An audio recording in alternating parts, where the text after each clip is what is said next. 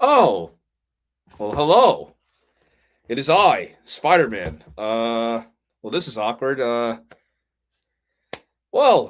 guess my movie's out today or this weekend, and it's doing pretty well in the box office. Yeah, they're making a lot of profit. I'm sure Sony's gonna have me doing this until I'm 90. And wait, where are my manners? I have friends here. Hey, it's the Spider-Man fan club. Yeah. And oh wait, let me take off my mask. Give me a second. Hold on. Ugh. Certainly did that a lot cleaner than another person we know. Yeah, you did. Yeah. Yep. So yes, I am Spider-Man. Nope, I'm kidding. It's the world's biggest geek. Joined by my fellow cool kid members, Geek Informant and Cinematic Sterling. We are here talking about the Spider-Man movie, Brand New Day. And man, this was a long time coming. We have not had a Spider-Man movie in 5 years. The last time we saw the web arachnid Well, was in technically 20. 3 years if we're counting across Spider Verse. And if we're counting MCU, then yeah, it would be 5 years. Yeah. Okay. Then live action wise, we have not seen the Wall Crawler since 2021, and I gotta say, I have a little bit of history when it comes to Spider-Man. Me personally, uh, for as long as I can remember, I have been a fan of a lot of different superheroes: Hulk, Wolverine, Batman, Superman, Static Shock. For those who grew up watching Static Shock, uh, but the one superhero that was basically like my hero was Spider Man, or not even was is Spider Man. I remember when I was a kid and I literally watched Spider Man one like on repeat. That was like the movie that I watched every single day at my grandparents' house.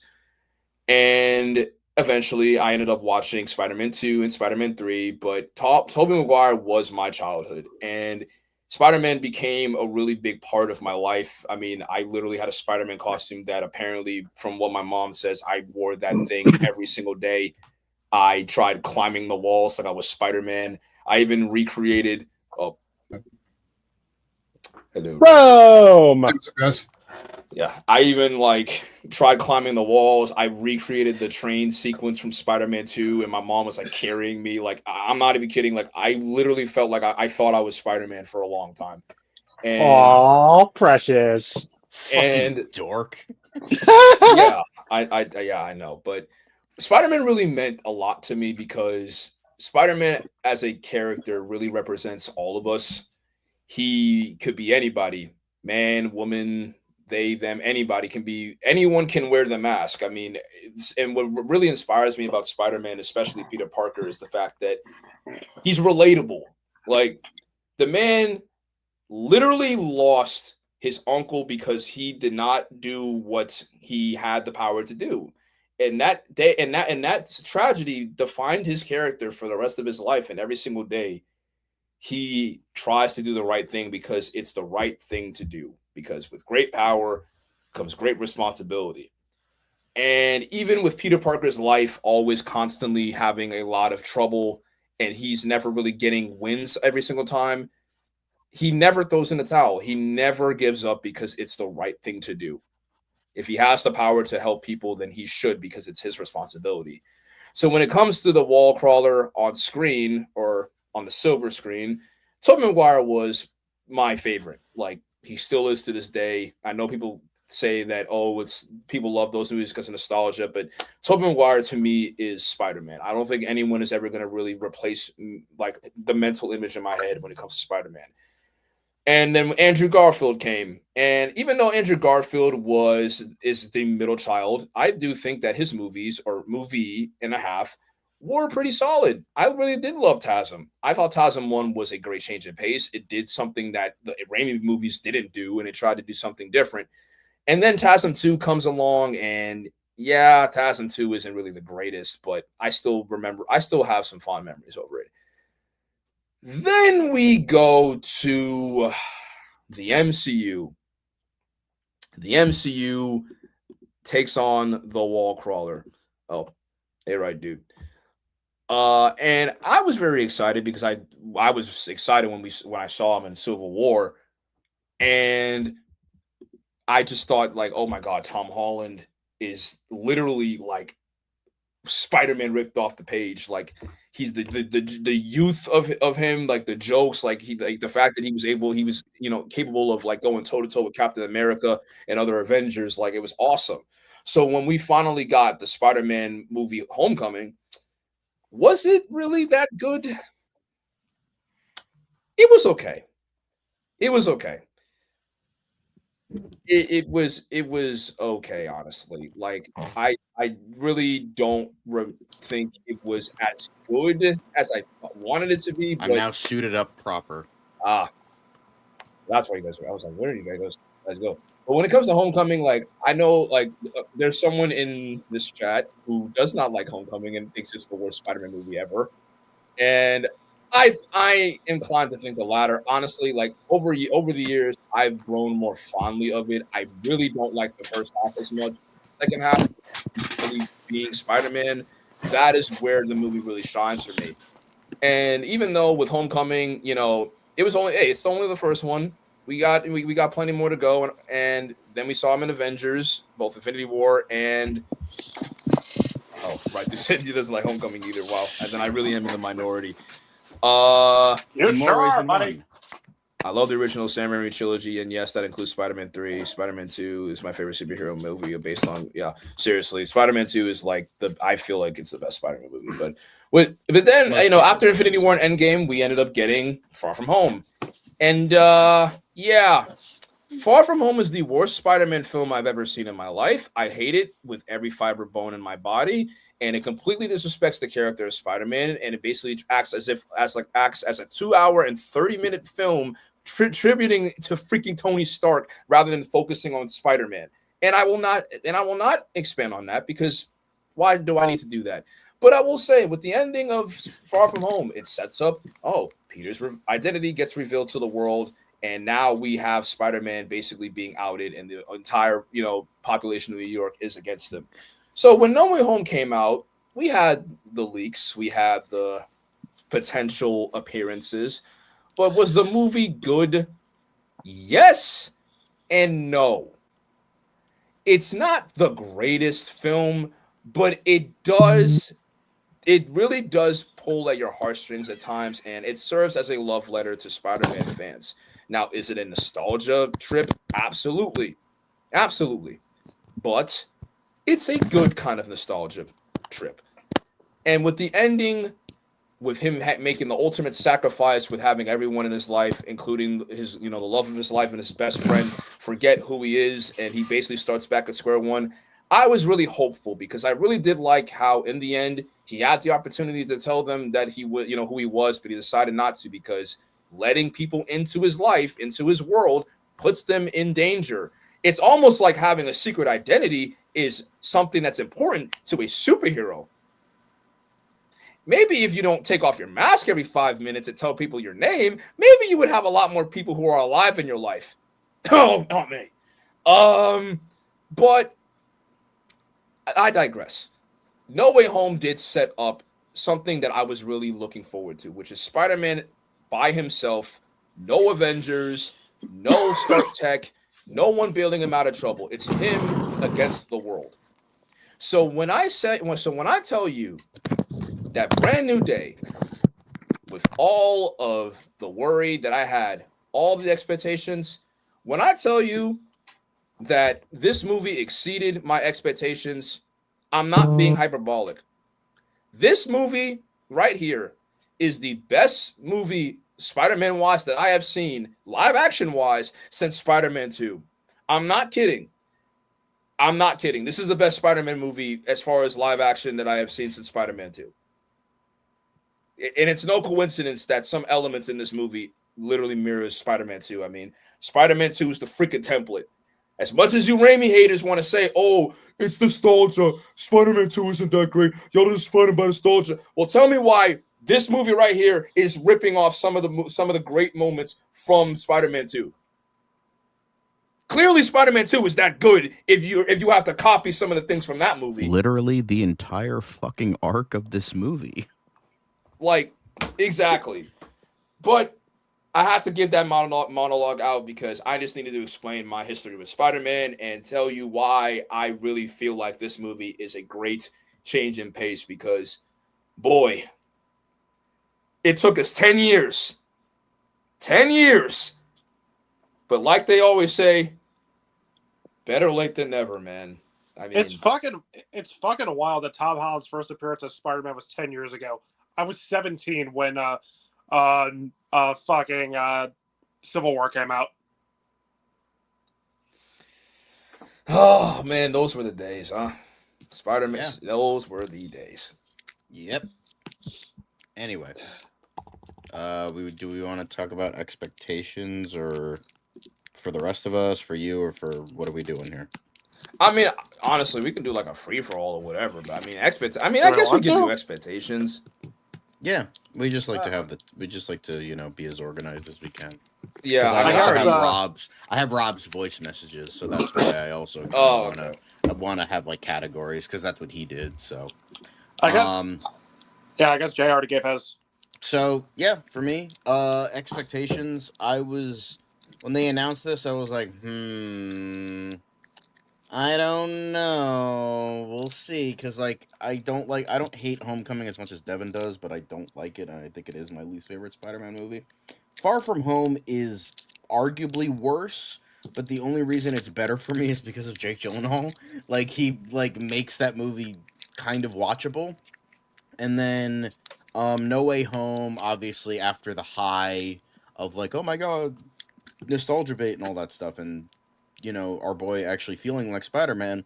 It's a good movie. It's fine. I don't hate like the first half as much as other people do. I think it's perfectly fine.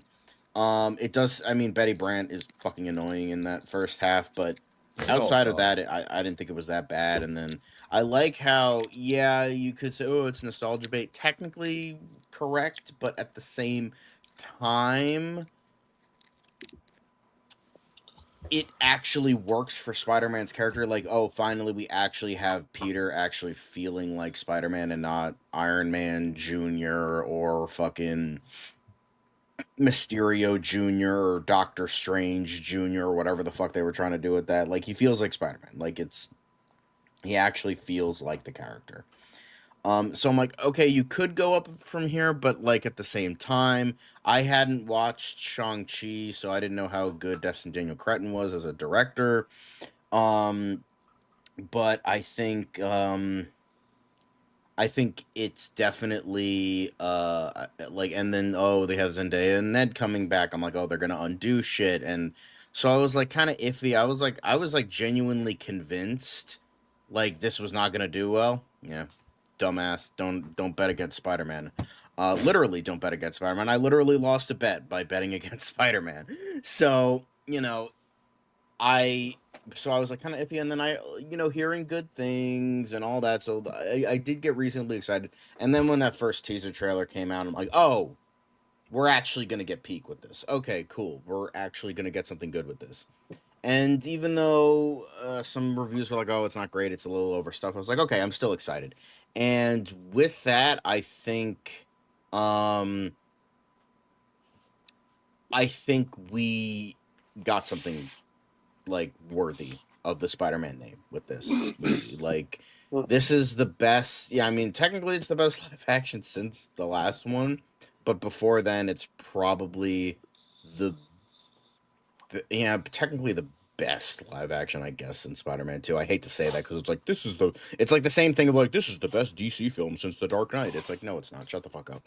But this one, considering the bar is in hell, like, it's technically the best one. But even though I will say I do really love the Amazing Spider-Man. For me personally, like, I love the Amazing Spider-Man. Like, I love the first one. I think it's a genuinely great movie. So maybe for me there, but even then, it's probably the best since that or Spider-Man 2. So we'll get there when we get there. But for me, my expectations were home trilogy not great. Then I got slowly more and more excited, and now I'm like, okay, I'm on board. Hopefully it's a major step in the right direction. So let's hope that 5 and 6, and God knows how many more that they're going to make after this, are going to be even better. So they're going to be doing this, and they're going to make him do this till he's 90. Till he's 90, or until him and Zendaya have kids, because then he's going to fucking retire entirety. I don't believe that. He's not actually going to retire. Oh no, he's full on. He's like, once I actually start a family, I'm done with acting. And I'm like, good for him. Yeah. I'd say in terms of my expectations, I was not a fan of the Home trilogy. Considering how I was very impressed by Tom Holland's debut in Civil War, I was excited about Spider-Man coming home to Marvel.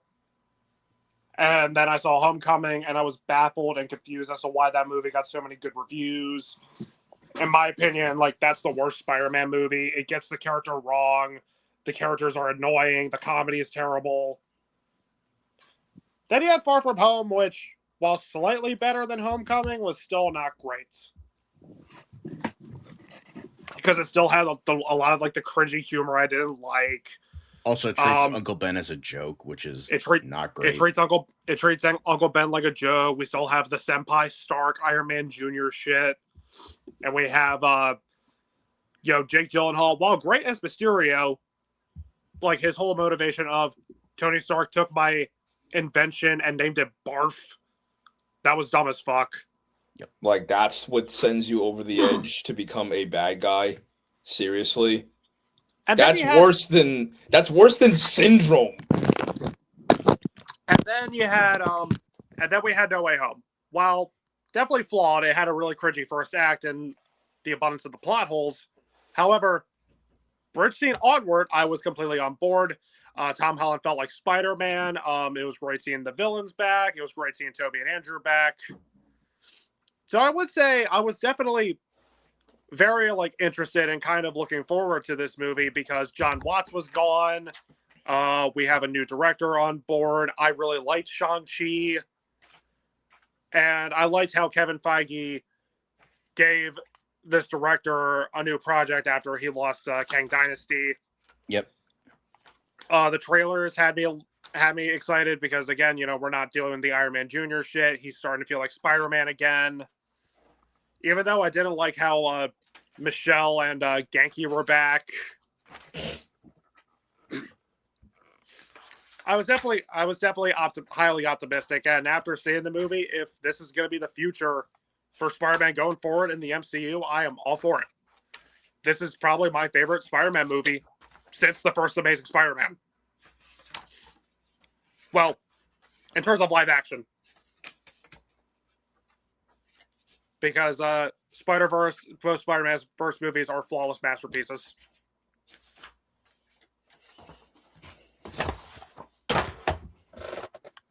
So I guess either Rome or I'll go. Yeah. So my expectations were kind of medium, wasn't high or low. Just obviously Spider-Man No Way Home was, for my opinion, a great movie. Had a lot of great moments, and the stakes were high despite that first 30 minutes. But after that, I felt like the movie was just you're in for a ride. And the quality with Marvel Studios and the movies that was being put out back after that and after No Way Home and before No Way Home. That was my other why I was muting, because I didn't know what to expect. New director, new direction. Are they going to stay with that direction? That was the other thing I was concerned about. Are they going to go backwards after telling us, hey, we're going to put him on the street level, we're going to make him more Spider-Man? My concern was, are they going to go back to him being more, a sidekick or sidekick still. Thankfully, that didn't happen. And one thing I was very surprised about how much this was a full-on Spider-Man movie than I expected it to be, and it exceeded my expectations. Didn't really take much compared to some of the other Marvel movies. So it exceeded my expectations.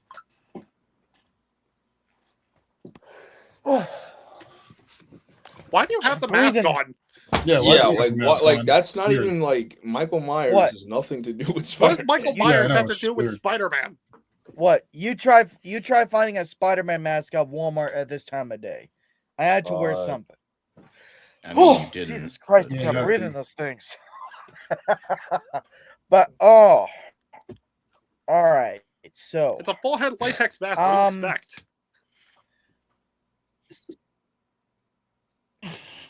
So, Tom Holland's Spider-Man.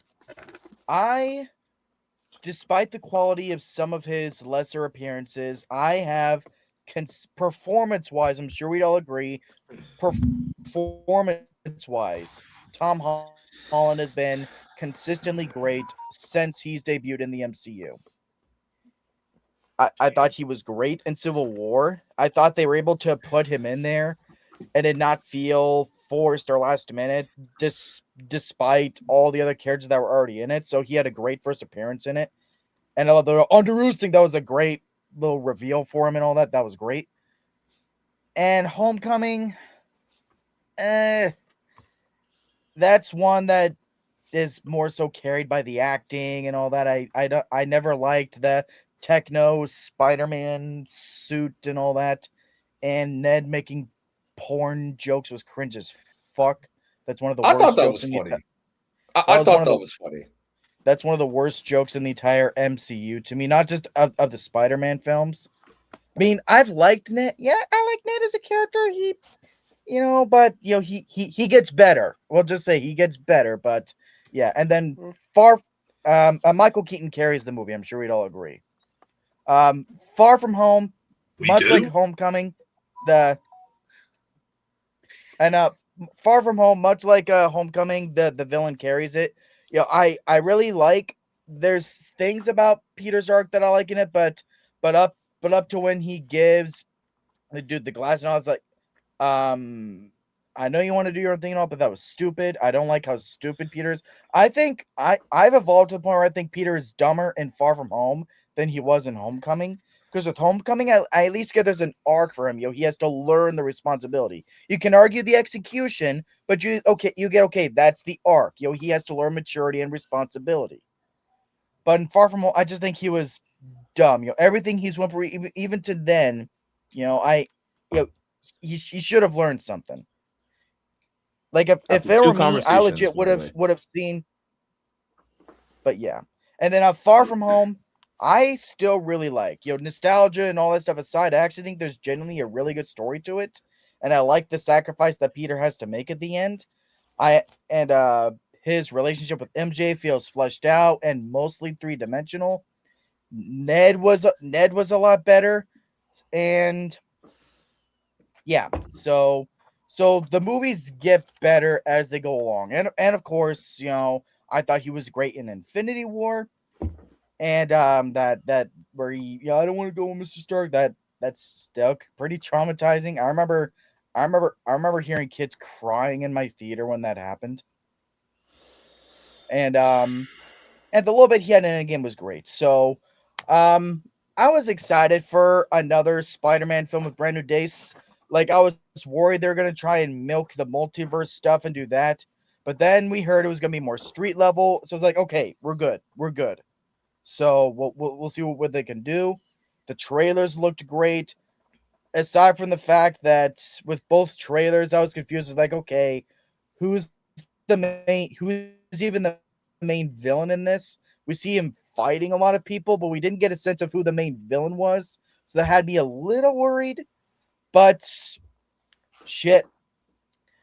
We'll get into it when we get there, but I'll just say right now, this is easily my favorite of Tom Holland's Spider-Man films, and probably my favorite live action Spider-Man film since probably the second of probably Spider-Man 2. But yeah. Also, now let me play Rob's Oh, wow. expectations. Well, because So- Mark goes last anyway. I didn't realize Mark showed up. Okay. Well, Oh, yeah, yeah, he Mark. does go. So Go ahead. Go ahead and do Rob. yeah, I'll go.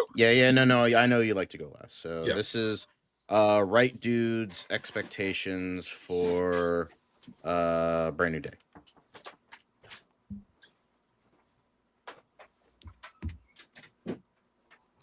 Hey guys, sorry I couldn't be in today. It's my weekend with Renee, so I'm just spending the weekend with her.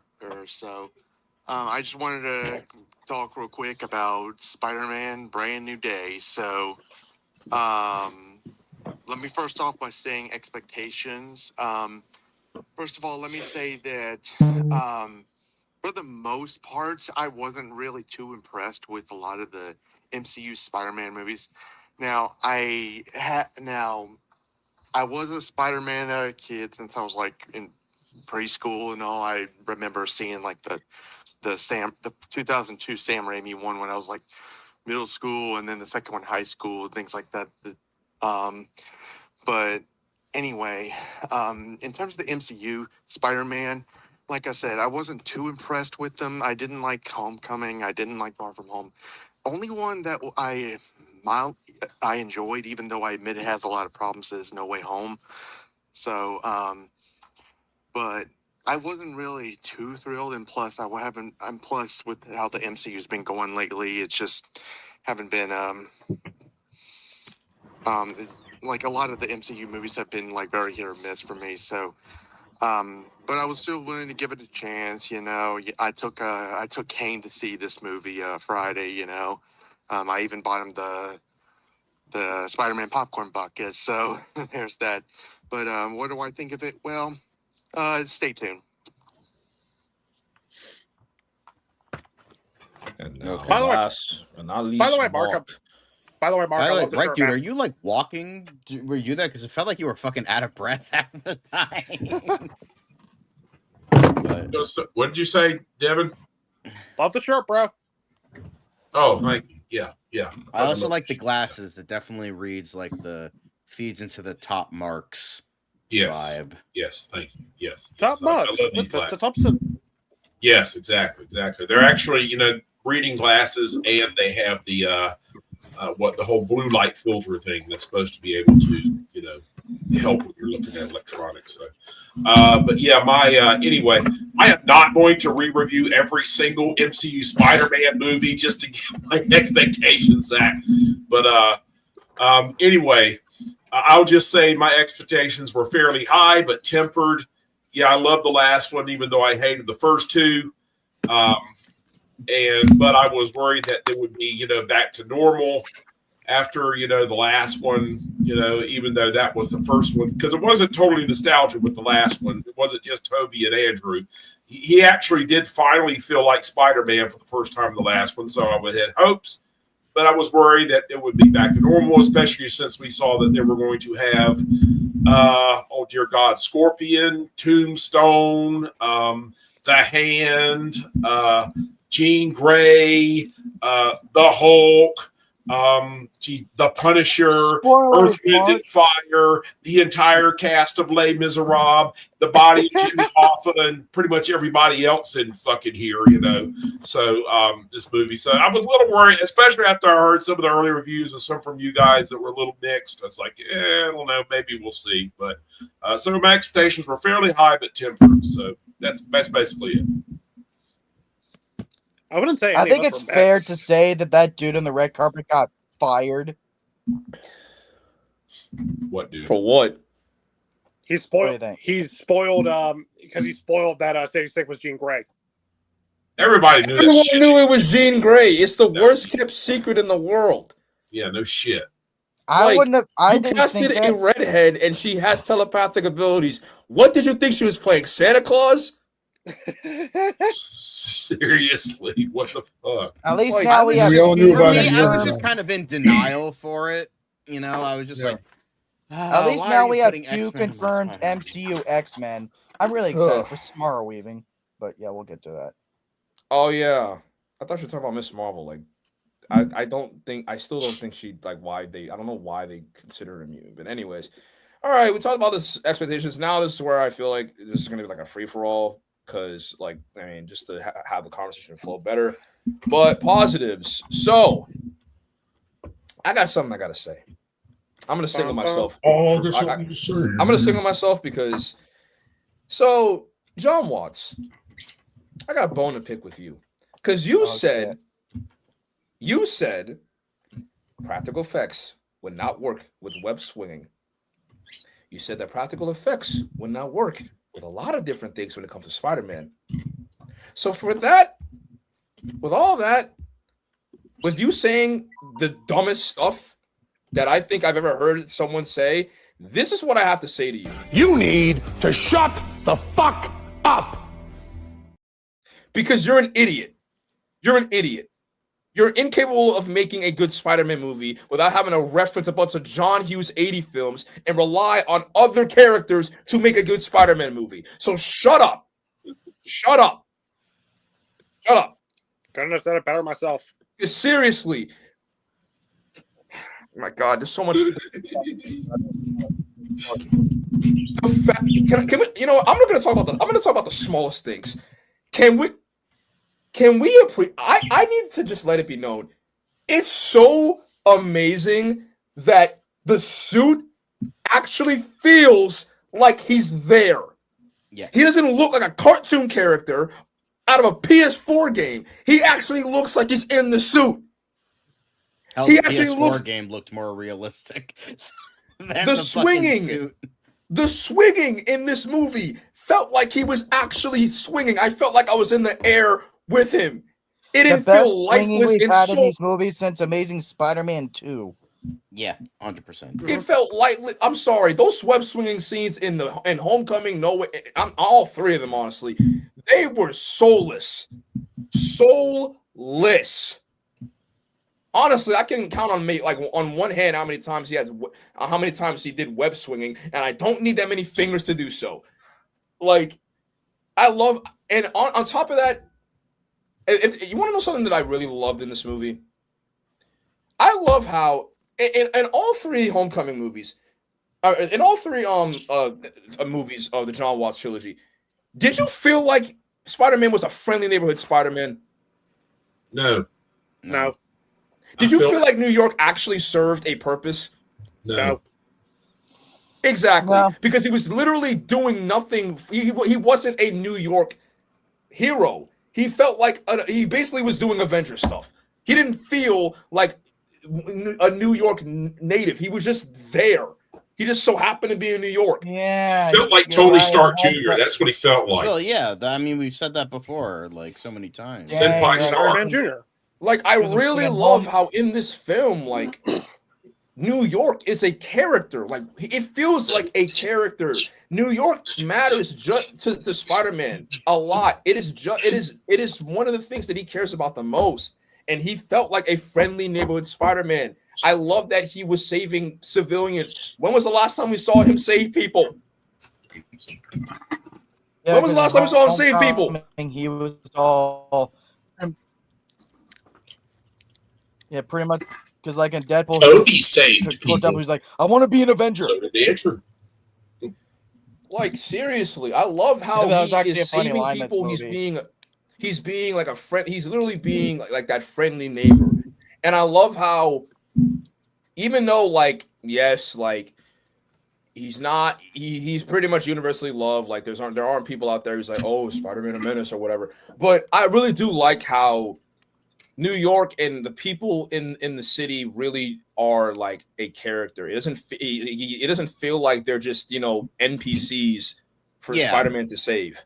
I like what was so good about this. I like the balance of how the tone is, because it's like we joke, but it's kind of true a little bit, where it's like, woohoo, Spider-Man's miserable, let's go. But like, yes, and we appreciate that, but like, it's because of the struggle and how he overcomes it is why we like it, because, you know, we don't need Spider-Man to be miserable all the time. Marvel Comics, fucking assholes. I mean, if Austin were here, he'd probably be going on a rant on Zeb Wells right now, but you know, that's beside the point. But I like the balance, because it's like you have him being like just this kind of loser, just not in a good place. He's alone. He's, you know, nobody to the outside world, all that stuff. But then you have the opposite of how New York views him. Yes, would I have liked to have seen J. Jonah Jameson being like, he's a menace? Like, yeah, that would be that's always great. Like, I would love to see J.K. Simmons. Yeah, where the because hell J.K. was Simmons he is in always a this? win. But I like how this is one of the cases, like, I think the only time we've really seen like the love of Spider-Man is, I think, Spider-Man 3. Like, is like the only time we've like had like people be like, oh, he gets the key to the city, all that stuff. Like, that's awesome. I think Amazing Spider-Man. Yeah, 2 sure. had There little are a bit lot of too. people that do hate Spider-Man, Yeah. but I think with this one, like the endearing like love from New York helps balance like his actual struggle with like, and it helps with the development of it. Like, it helps with the tone. Like, he sees himself, oh, he needs to be this kind of loser, a loner type of thing, when it's just like, not only does he have the availability of like, oh, the people that don't remember me, but at the same time, the love of New York. New York unapologetically loves him. So I like that balance of, you know, that. So it helps the overall tone. So it's not like constant depression for 2 hours and 30 minutes. So I really liked it. I think that was a really good, like, sort of, you know, tone. It was a good character thing with him. I really like that, how he's just kind of, I wouldn't say blinded by it, but it's just like, people love you. Use that, dipshit. And so It's like, even I really if, like that.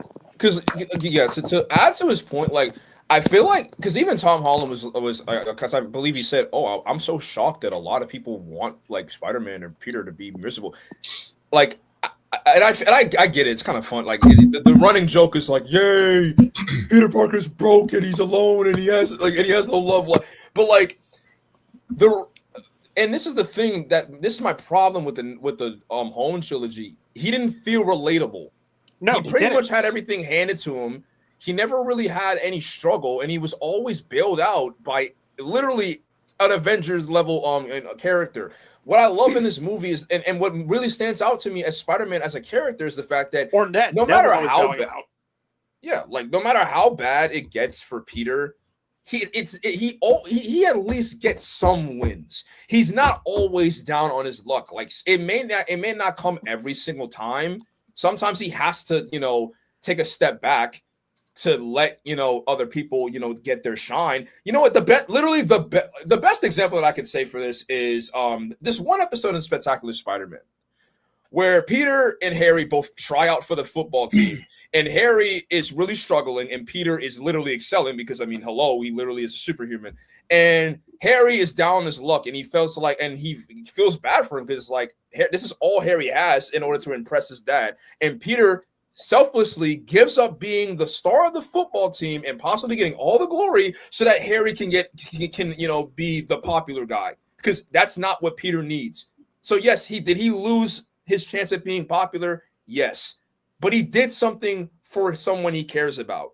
And in the end, he still gets the warmth and love from people. Huh? Wait, what's up, Zach? I was saying, fuck them for canceling that show. Oh, yeah, Damn seriously. straight.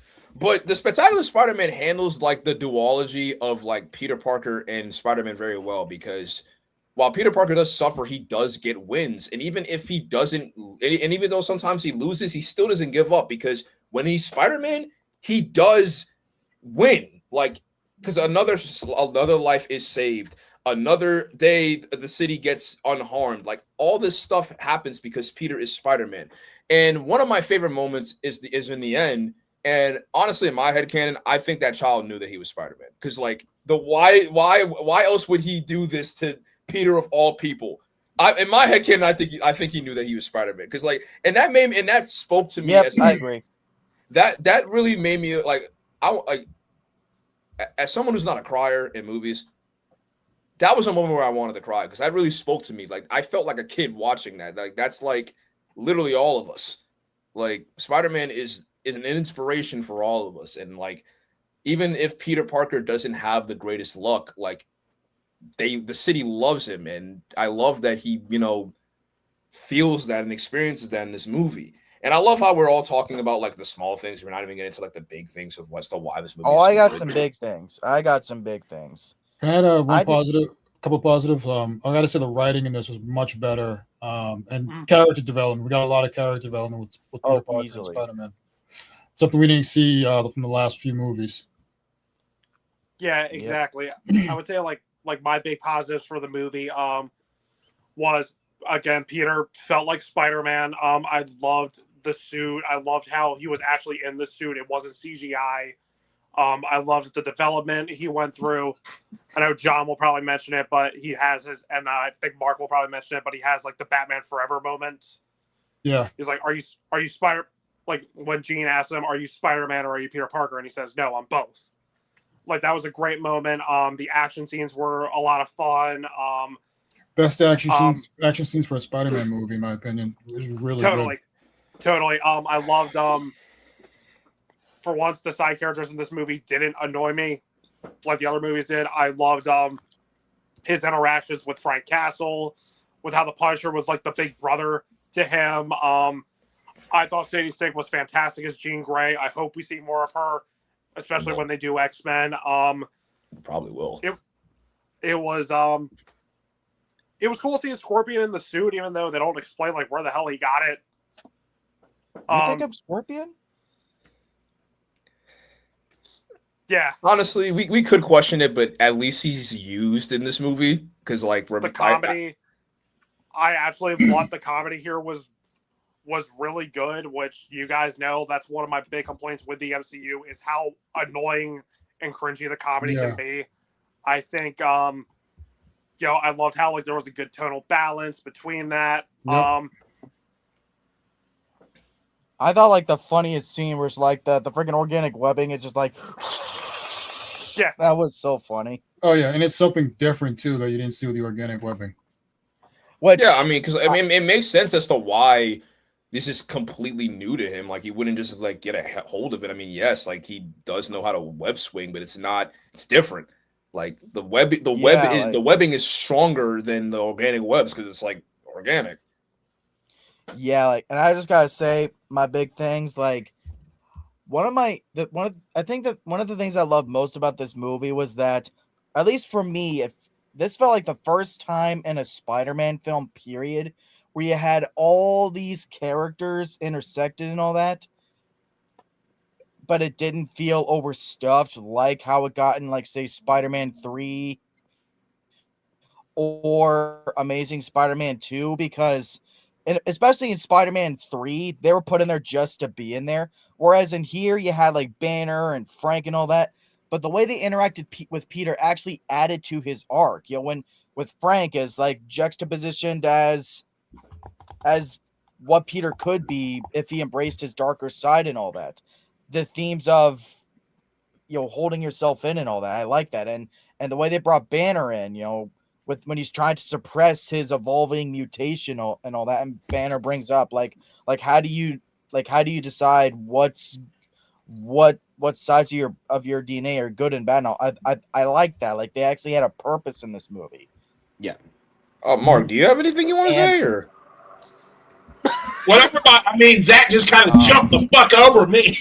I'm kidding. Wait, yeah, like Mark hasn't said anything. So, like, what are your positives? I would just wait my turn. I'm kidding. I've been trying to say things all stream and all relax. I'm kidding. Fuck. Let the great one talk. God, take you some CBD toilet paper so you can calm your ass the fuck down. Jeez, I'm kidding. I'm just waiting my turn. But yeah, I mean, my positives were, even though I had my reservations about, Gene Smith, I have my issues with Gene Smith Jean Grey even being in this film, which I will get into later. I have to admit, I really, really fucking loved her character arc in this film. Sadie Sink did a good job.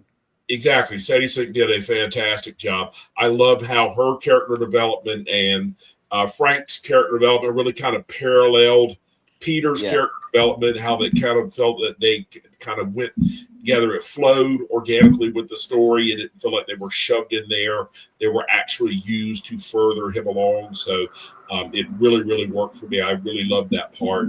I felt that, I think that Tom Holland was the best we've seen him in the role so far. I mean, he really, really fit. He just suits it perfectly.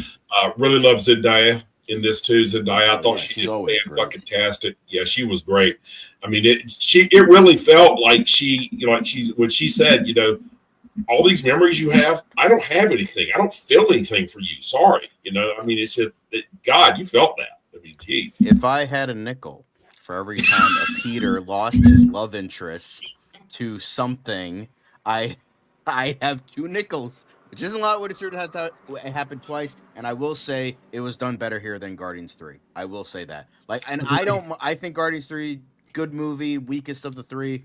But in terms of like, it feels like earned here because I feel like in Guardians 3 it was just kind of thrown in there because they had to address it. Well, yeah. Meanwhile, here there was actual build up. So like when she says that, when she feels, it's just like, I have nothing, like I don't have anything. It worked. It worked. Yeah, it did. Yeah, and it was a darker character moment. That was something I really liked about this movie, is that it did have those character moments. Like, unfortunately, my boss kind of fucking spoiled it for me a little bit. But when they're on the rooftop and he's like, "Oh my god, I'm so glad you remember. I'm so glad," and then she's like, "Say it out loud, Peter," and it's just like, oh no. And honestly, that part, unfortunately, so there were 2 things that got spoiled for me, but it wasn't to the extent that like to where I'm like, oh my god, like this ruined it for me. So but like it was kind of a split second. So I was on YouTube.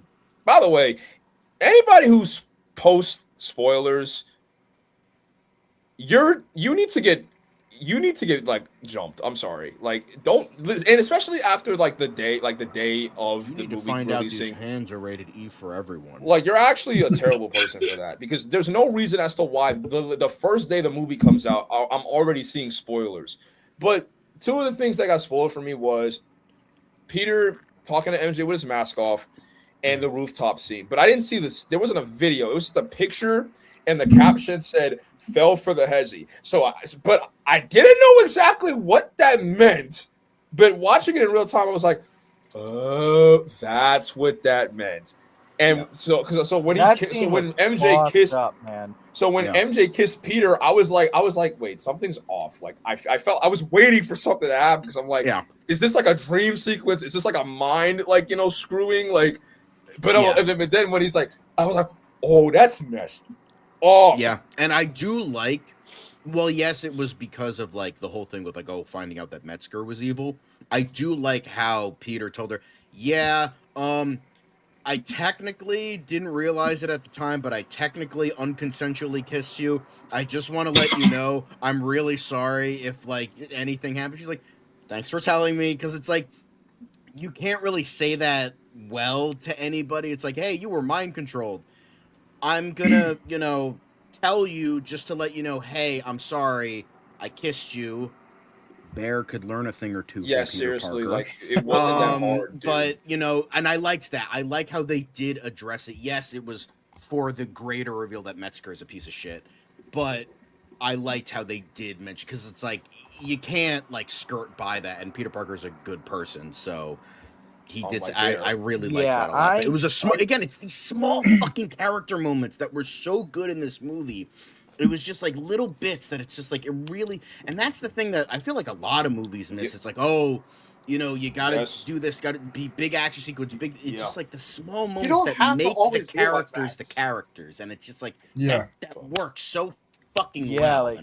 Like, that's actually what I was honestly impressed with in this movie, is how they were able to bring Ned and MJ back in a way that didn't undo what had to be sacrificed in the previous film. And I just gotta say, I really liked Ned in this movie. Like, he was still jokey and all that. He's still Ned. But something about how he was written was just, he just wasn't annoying to me in this. Like, he didn't have any annoying moments. He felt more mature. And I also gotta say,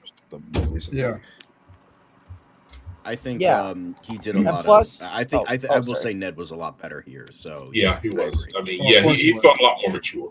I will say, like, when it comes to MJ and Ned, when they were revealed to be in this movie, I was not happy. I'm gonna be honest, I wasn't happy. Like, I was like, seriously. So you have a beautiful and cathartic ending with No Way Home, and you're bringing them back because it's Zendaya. Like, serious, I get it, it's Zendaya, but like, really? So I was really skeptical on how they were going to be used, but I actually really loved how they were used, especially with MJ. Like, I felt like this is the best that she was, because I'm sorry, I didn't care that much for MJ. Like, and it's not because I wanted to like her, but I think they gave me nothing to care for. The never part liked of the the reason why the kind of like does not work is because the side characters don't matter. They don't. I don't feel anything for any characters. I don't feel anything for Betty. I don't feel anything for Flash. I don't feel anything for Ned. I don't feel anything for MJ, and I absolutely They're don't just feel kind of anything for there. MA. It's definitely, it feels like, you know, and the thing is, it doesn't help that the whole thing was rushed. The whole thing was rushed. It was like, oh, Liz Allen or Liz Toombs was the love interest for the first movie, and then it was like all of a sudden Peter is in love with MJ in the second movie. It's like, why? Where the fuck did this come from? And then they were like high school sweethearts in the third movie, and it's just like, where the fuck did all this come from? Exactly, and they were Like, dating you for could like a at couple of least, months, like, and then say, they okay, went from that to I love you. say like, what you seriously? will about, you know, I get it. high MJ school in the stuff. original Spider-Man movie sucked. Kirsten Dunst, not blaming on her, just her writing was not very good. But at least I will say there was a natural build-up to that relationship. Not very good because she was cheating on every fucking dude because she was a goddamn whore in those movies. But like, Yeah. you know, like, am I wrong? Are you gonna fucking look at me and tell me that I'm wrong? But like, I mean, you're not wrong, but like, you didn't have to say it.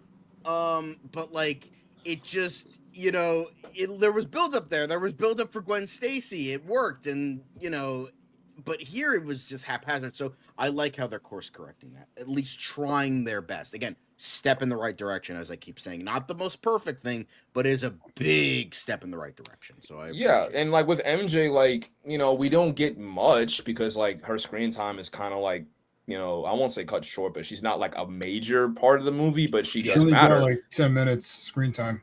Yeah, and I Yeah, love no, that was how good. and I love how, you know, the scene where she finds out everything and, you know, it doesn't fix anything. It doesn't change anything. Like, No. I'm sorry, but I don't know you. Like, those memories I have, I don't have them anymore. I don't know you. Right. And I love how they committed to it. It wasn't like, oh, they're going backtracking because like Mhm.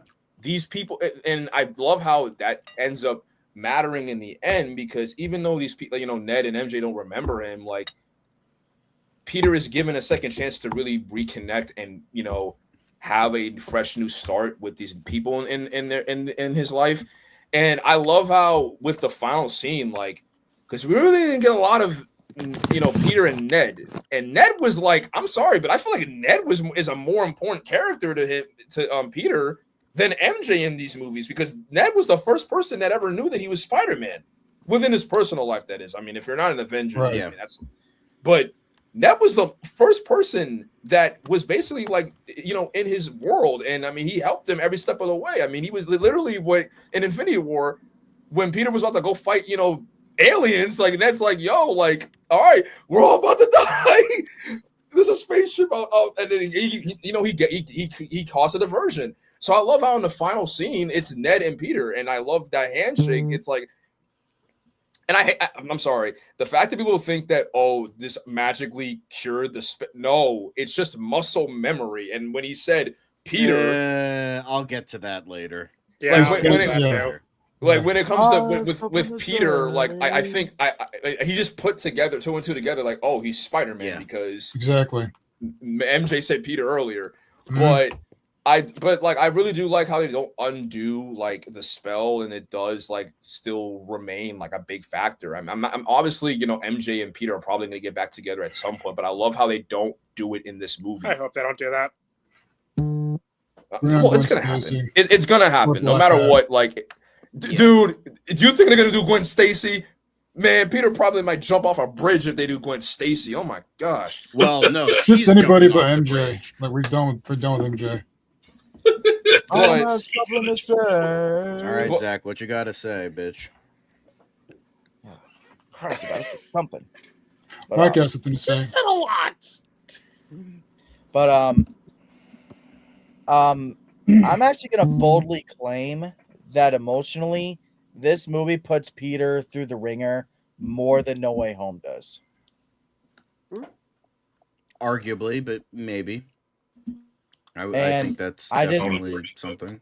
And I actually think, because keep in mind, I love Spider-Man 2, and the way they handled Peter, struggling with his powers, and that was done really good.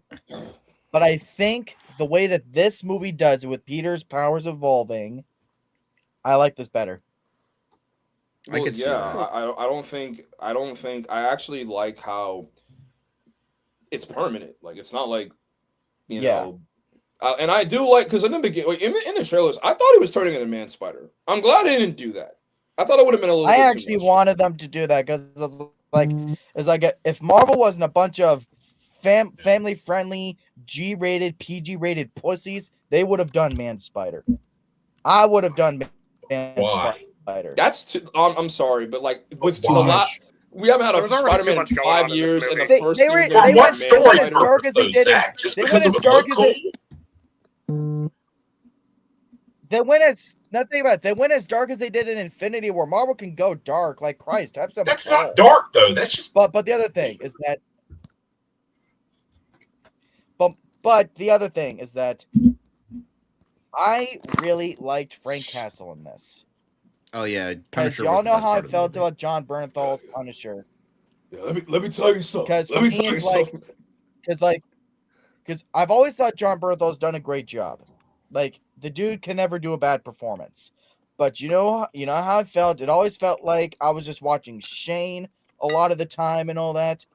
But something about how he was written in this, like literally to his first scene, for the first time I felt like I'm watching Frank Castle. Like what the hell happened here? Holy shit!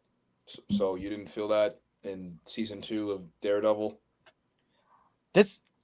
I just felt like I was watching Shane a lot of the time. I don't know what it is, like, because again, like the acting is great. John Bernthal is great, but just something about how it just felt like I was watching Shane as the Punisher.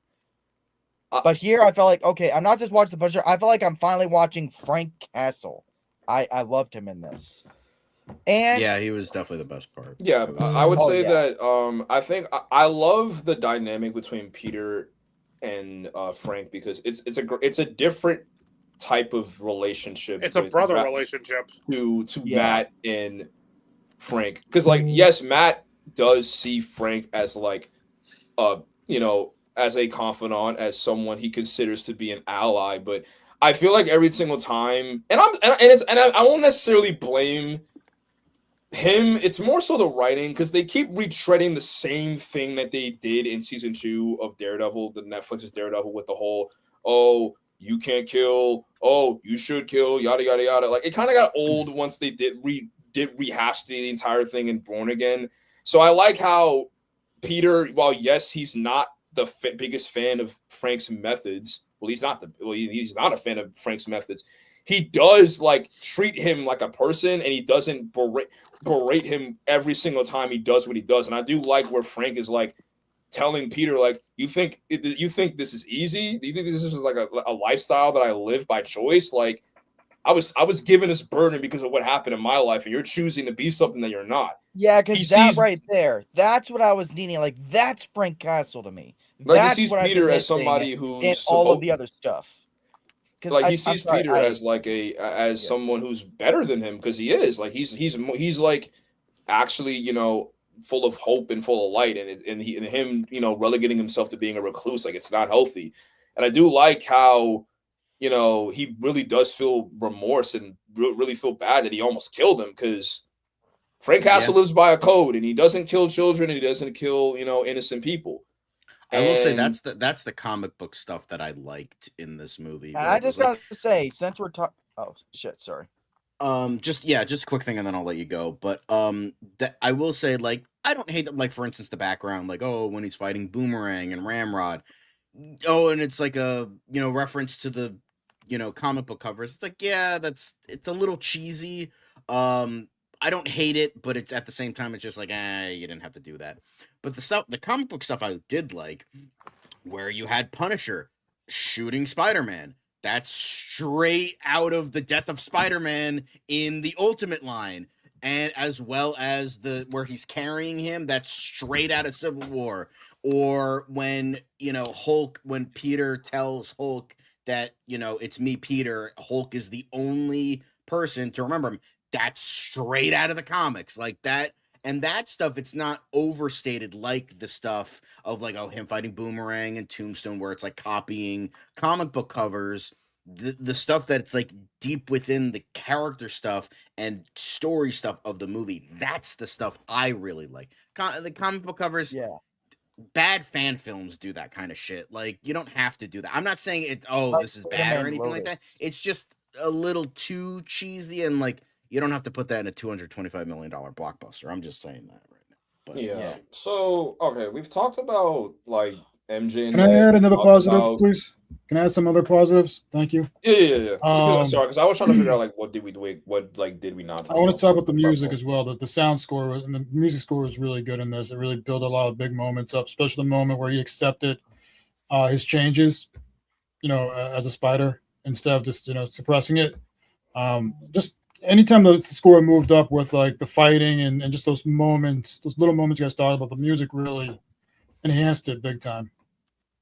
Oh yeah, the music that got me the most was like when everyone's applauding outside the hospital and Peter's trying to sneak by anonymously. Something about the music there, it was great. And I got to talk about Jean because I'm an X-Men guy, so because you know how critical I've been about how the MCU is eventually going to handle the X-Men, and I haven't heard you say anything. Oh yeah, I'm like a huge X-Men fan. So seeing Jean Grey in this, I'm actually pretty optimistic about how they're handling the X-Men, because this was a different side of Jean that at least I've never seen before, like a younger Jean out for revenge and all that. Because I've always known about her sister, that she had a sister, Sarah Grey, and all that. So that's actually something I really like that they put in here. I just look at it as like her MCU origin story. So I like that. Like most younger means discovering their powers, they're trying to find their own and all that. And this was Jean finding her own and all that. So I didn't even mind that she was like, I like that she wasn't the villain, she was the antagonist. I really like that she didn't go full villain. Yeah, I would say like the X-Men stuff of the movie. I'm glad that it really wasn't like that distracting. I mean, yes, you have an X-Men character, not just an X-Men. You have one of the founding, members of the X-Men in this movie. Yep. And honestly, I mean, well, let's be honest. I mean, we don't really have that much to go off of as far as live action. We have Famke Janssen, who I'm sorry, like I found her. I'm sorry. Jean Grey to me is boring. I always thought Jean Grey was boring. Jean Grey is boring. The I'm only way people can keep making her interesting is when they do the Phoenix Force. Exactly. Like, and I'm not looks talking like about someone City Sync. hasn't watched X-Men 97. I'm not talking about City Sync. I'm talking about just like before this movie.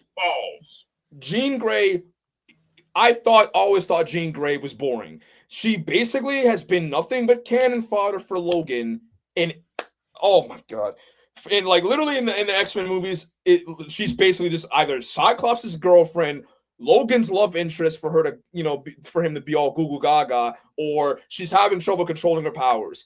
She has no character of her own. In the newer, the new timeline movies, I mean, we really don't get that much from Jean Grey in Apocalypse. And then when the next appearance, it's again, we're doing the Phoenix Saga. And then, I mean, honestly, like, it's kind of embarrassing that the best adaptation for me of Jean Grey is X-Men Evolution. But again, that doesn't change anything for me. I always thought Jean Grey was boring. A lot of people like X-Men Evolution. So, yeah, but like Sadie Sink as Jean Grey is a breath of fresh air, because like I really do think that this is the most like depth that we have to her character. Like she isn't Cyclops' love interest. She's not an object of affection for Logan. She's not struggling with her powers. She's pretty in control of her powers. If I'm going to be honest, I think that the lengths of her powers is really impressive. I mean, obviously she's not as powerful as Professor X, but her telepathy. No. I will say that Jean Grey is, maybe she doesn't show it in this movie. Jean Grey is 110% way more powerful than Charles Xavier. She is an Omega level mutant along with Iceman. Charles Xavier is not. So, okay. I'm not trying to be an asshole. It's just like she straight up is. Like, it's just like, you know, as you said, they don't show that in the movies that much, so you wouldn't know that. Yeah. So, but Jean Grey, at least in the comics, she is one of the most powerful she is. Of all. And I like that they showed that. I appreciated that, John, because before, you know, you never saw that until right when they were doing Phoenix. And all of a sudden, oh yeah, by the way, she's extremely powerful. Well, you never saw that until then. Now you're showing it right the fuck up front. And you're showing just how emotionally damaged this poor girl is. She's a fucking teenager, for crying out loud. Yep. Like, I was arguing with somebody else who's like, oh, that's not Jean Grey. She's supposed to be kind and compassionate. She's a teenager. Like, no, she's a fucking teenager. She's been through some shit. This is her origin story. Those aren't fixed character traits that you either have or don't. You understand the concept of growth, right? Yeah, exactly. I will say, like, I was a little bit worried. Just because you're a dickhead who doesn't know how to work, Jesus Christ. Like, I was a little bit worried when it comes to her powers, like, because like we saw a lot of telepathic abilities, but I was like, you do. I was thinking to myself throughout the movie, like, does Daniel Destin Cretton know that she also has telekinesis? Like, but then we saw her, you know, free herself, so I was like, oh, okay, like, yeah, at least they have that. I will say, I think, I do have my problems with Jean Grey, and I'll get to that when we get to negatives. But I will say Sadie Sink was not the reason why. And I will say this. She's fantastic. I'm going to say this. I know my boy Zach is going to fucking agree with me on this one, too. Between Sadie Sink and Samara Weaving, whoever they're going to get for Cyclops, he is going to have the fucking time of his goddamn motherfucking life. Boy. Yeah, I don't care. If Logan I don't doesn't give a come in and fuck. swoop I don't give a fuck what Robert Storm says. Sadie Sink is fucking hot. She is a bombshell. I don't give a fuck what anybody says. She is good looking in this movie. Samara Weaving, also good looking. Cyclops is going to have the goddamn time of his life. And you know what? Killing it. Killing it. Sadie Sink, I will say, I got my problems with it. However, Sadie Sink, like, again, proving she is a damn fine actress, and she, like, definitely killed the role.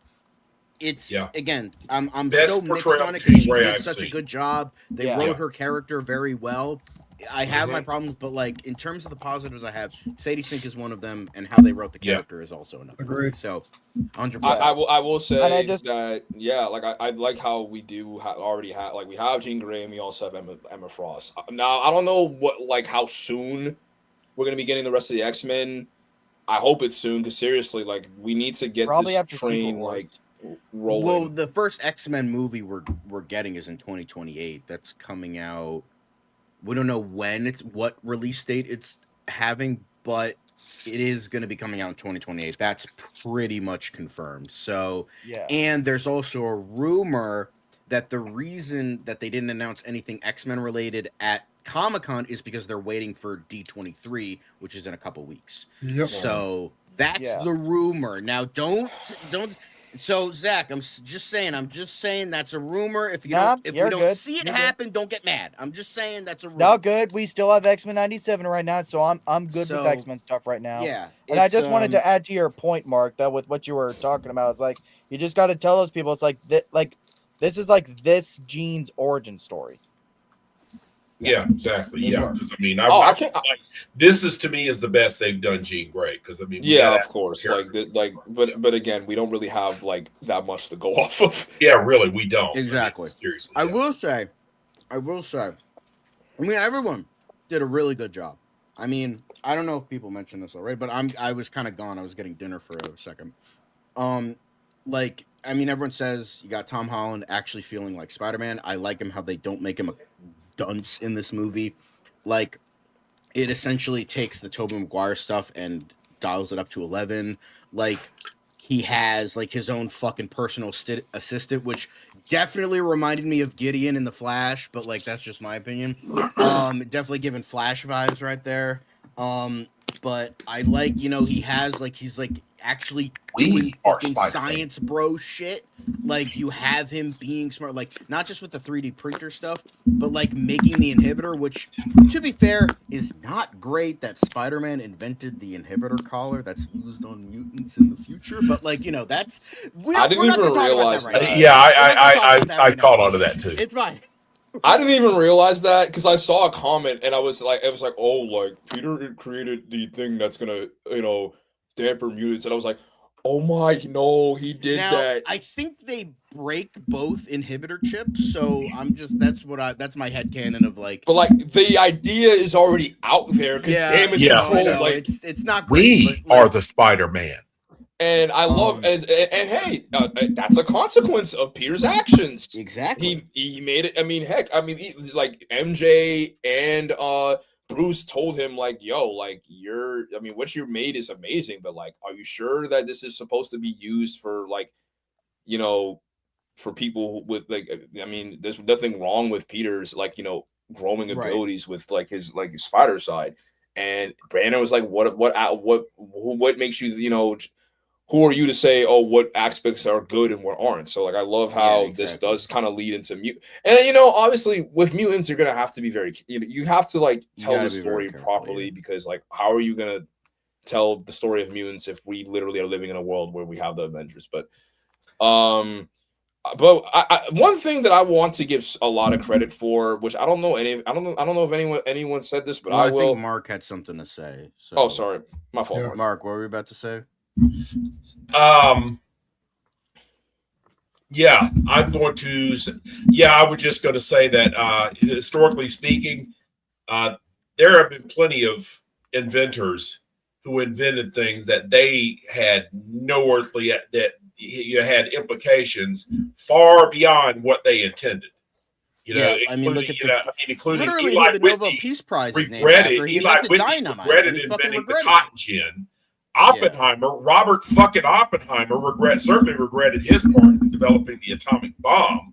Yeah, I mean, yeah. So I saw a picture. Yeah, I think it worked actually in that sense. No, it did. It just I was just like it was a little dodgy, but I think it can still work. And I mean, who else? I mean, I've said before, like John Bernthal was probably the best part of the movie for me. He was just so good. Tom Holland again feeling like Spider-Man is just such an upgrade. Zendaya is good. Like Jacob Batalon's good. Someone who I really, really fucking liked, probably one of my favorite characters throughout the whole movie, was Jean DeWolf, who was played by Liza Cologne. I got her name right there because I'm probably gonna butcher it. Liza Cologne Zayas, who she was in The Bear. I loved her character. Like it's definitely reading like what's her name from the Spider-Man games? Was it Watanabe? I think her name was. Yeah, Yuri Watanabe. Yeah, it definitely having that vibe, but instead of Asian, Hispanic, which like honestly is better. Is that the chick that Spider-Man was always on the phone with and all that? Yeah, she was the detective. Like that was his that's his Commissioner Gordon type of thing. That's what they're kind of going for. And I really like that shit. I don't know. It's just like she just brought this kind of energy that I liked.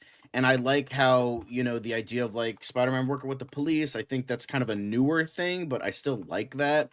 Again, showing off to New York supporting Spider-Man. And I love how after he fucking goes crazy and almost kills that cop, she's not it's not like she goes total J. Jonah James, get the fuck out of here, you're a menace, you're a villain, get the fuck out of my. She's like, you need to fucking take a break, bro. You need to calm the fuck down. First of all, that's a very motherly thing to do, so I think that helped. But two, it just it shows that she under fucking stands even though she doesn't know him personally, she understands what she was saying, oh, it's the work.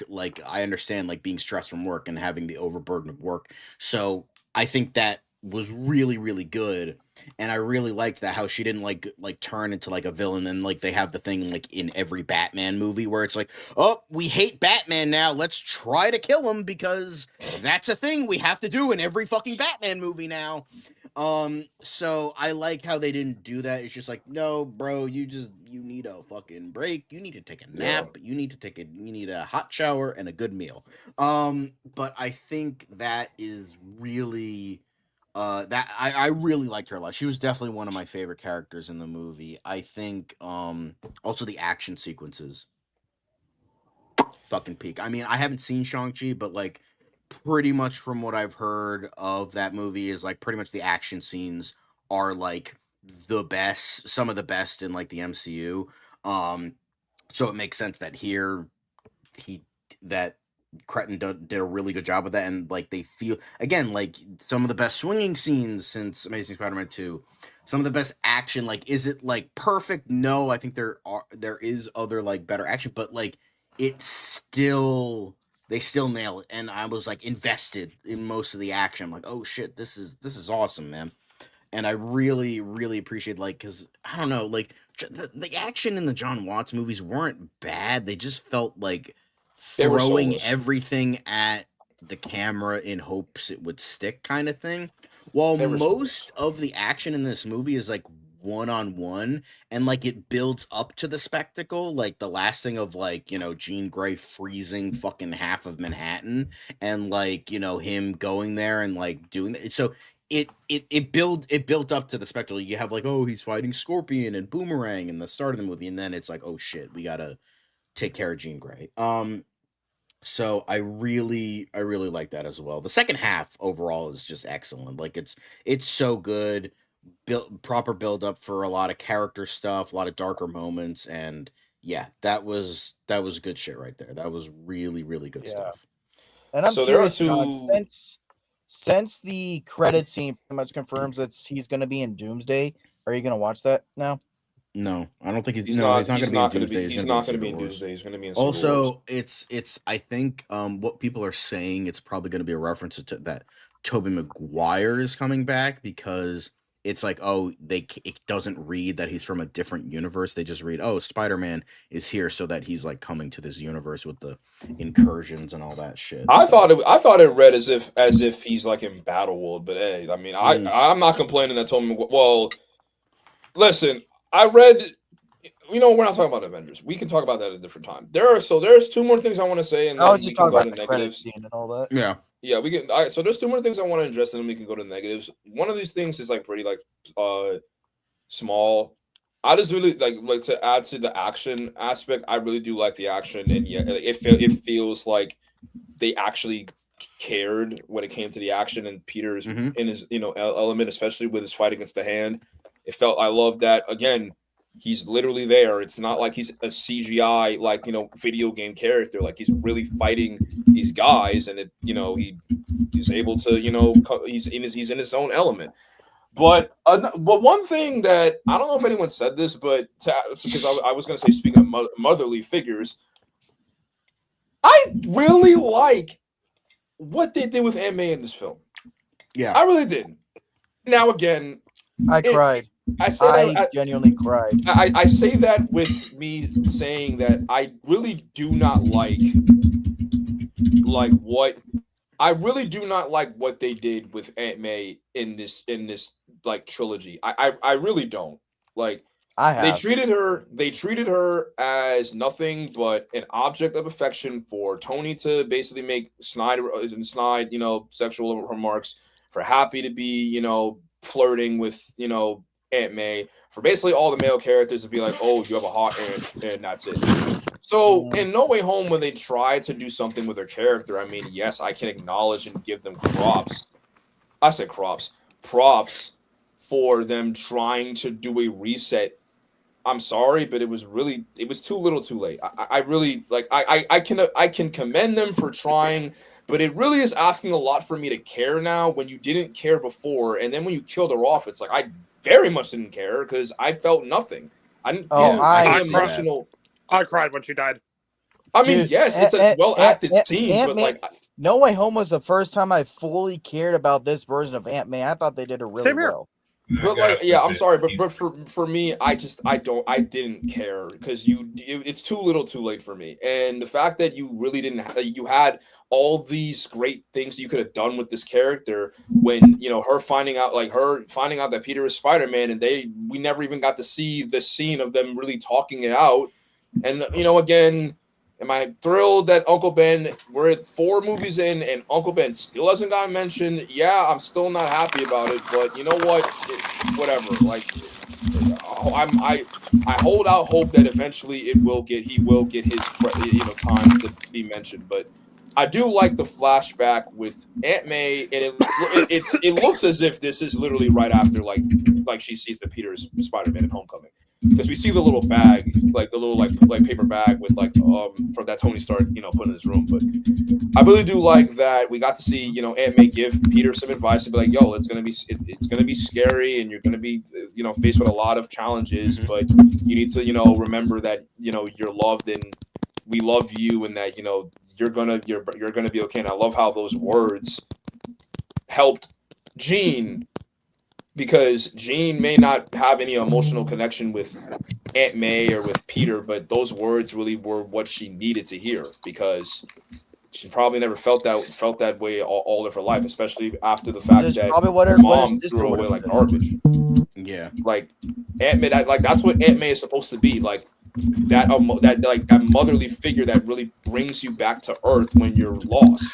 And unfortunately, we never got that within the Home trilogy. So I'm glad that we Right. got it here. Again, it's unfortunate that Marissa Tomei's talents were wasted, but again, I'm glad that she was used, right in this movie. Another thing that Daniel, I feel like I might be saying his name wrong. I don't know if it's Destin Daniel or Daniel Destin Cretton. It's Destin Daniel Cretton. Oh, Destin Daniel Cretton. Is Okay. his first name. Destin, I'm just gonna call him DDC. DDC really did a lot of things that John Watts was incapable of doing. Yeah. Yeah. Sorry, but with that being said, we talked a lot about the positives, but I did Rob? want to talk about 2 more things. Sorry, just Okay. before we move on to mixed. We also have Rob's positives. Yes, and Rob's positives as well. We can't forget about Rob. I will say this. I loved Hulk in this movie, and this I'm He trying not felt to be like the Hulk. hyperbolic. I'm trying to be genuine. No pussy Hulk. It's not just that. This is the best that Mark Ruffalo has played the Hulk, period, I think. Thank you. Because the thing is, even though they're small moments, again, what I was talking about with the small moments, this understood the fact that Hulk is a monstrous Dr. Jekyll and Mr. Hyde. That is the fucking point of the character. No version has done that since the Edward Norton version. Like, Edward Norton, like, that movie treated him like a fucking horror character. And that's the point. Because Dr. Jekyll and Mr. Hyde is a fucking horror character. So the fact, like, it's little things. Like, when he mentions, like, is the monster gonna come out? Is it gonna come out? Did I hurt anybody? That's fucking a man who is afraid of himself and is afraid of the monster side of him. And even though it was, like, 5 fucking minutes, not even, it was, like, 2-3 lines of dialogue, understood the character of the Hulk more than the entirety of the MCU had with that character. Because much like with Spider-Man, much like with Peter Parker, Bruce Banner has to fucking suffer. Say it with me, for crying out loud. He has to fucking suffer. It's a Jekyll and Hyde story. He has 100%. That was like the whole thing. I mean, as much as we love the fact they that under fucking stood that is the Hulk as a character. I wish there was more, and I wish we'd get a fucking solo movie, but no, Disney doesn't want to fucking pay fucking Universal for the goddamn distribution rights because they're fucking greedy pieces of shit. However, I hope that we eventually get something with that, because that's the character. Like, that's the closest we've gotten in terms of this iteration. Like, outside of the Edward Norton version, which is almost like not even. Like, I'm so glad we're finally getting real Hulk shit, because I liked Brave New World, and to actually see some kind of Hulk action again, I really liked that in that movie, and we got that in this movie. Like, thank you. No more of that Professor Hulk bullshit. But yeah, and then finally, the thing I loved. Mark already mentioned it in the chat, and I'm glad I'm not the only person that fucking thought this. But when when he's about to fight the Hand in the prison, and Jean Grey is like, "Well, who are you? Are you Spider-Man or are you Peter Parker?" And I'm like, Destin Daniel Cretton, you better fucking give my boy his goddamn Batman Forever moment. You better give him his Batman Forever moment, or I'm gonna beat the shit out of you. And then he's like, I'm both. I'm like, boom! There we go. That's Spider-Man. Hell yeah. Let's fucking go. That's what I'm fucking talking about. My boy got his Batman motherfucking Forever moment, and I am goddamn here for it. I was pumped the rest of the fucking movie because of that. I'm like, yes, I love it. And I was explaining this to Jay before we started. I love it when you have like one-liners that encapsulates the psychology of the character in one perfect line. So when Batman is like Batman in Batman Forever, when he's like, I'm not just Bruce, I'm both Bruce Wayne and Batman, not because I have to be, but because I choose to be. I'm like, bitch, that's better than every fucking annoying ass fucking monologue, pretentious shit in the fucking Dark Knight. I'll say that right now. And I like the Dark Knight. That's a great fucking movie. However, that encapsulates every fucking like long ass pretentious shit that Nolan fucking wrote in that movie down to one fucking line. Hey, I will say this. If Joel Alfred, Schumacher had the fucking chance, he could have given us the best Batman movie of all time. But no, WB wanted a fucking toy commercial. And frankly, they can go fuck themselves. Joel Schumacher could have given us something fucking fantastic. Side tangent, but still, that moment and a lot of moments of Batman Forever show that was great shit. And I'm glad we fucking got that in this movie. Because I'm like, that's fucking Spider-Man, bro. And I was just so pumped the rest of the time. I'm like, there we go. That's what I'm talking about. That is fucking Spider-Man. And John Watts, I'm gonna say this. I say this to Tom King all the time, because fuck Tom King. I'm gonna say this to you now, motherfucker. You could suck my left nut, you can suck my right nut, and you can fucking choke on this shaft for what you fucking did to Spider-Man. That Cretton had to come out of the ashes and show us what fucking Spider-Man actually fucking is. John Watts, kiss my ass. Cretton, you are my number one. God. I just gotta ask. Can I just ask real quick?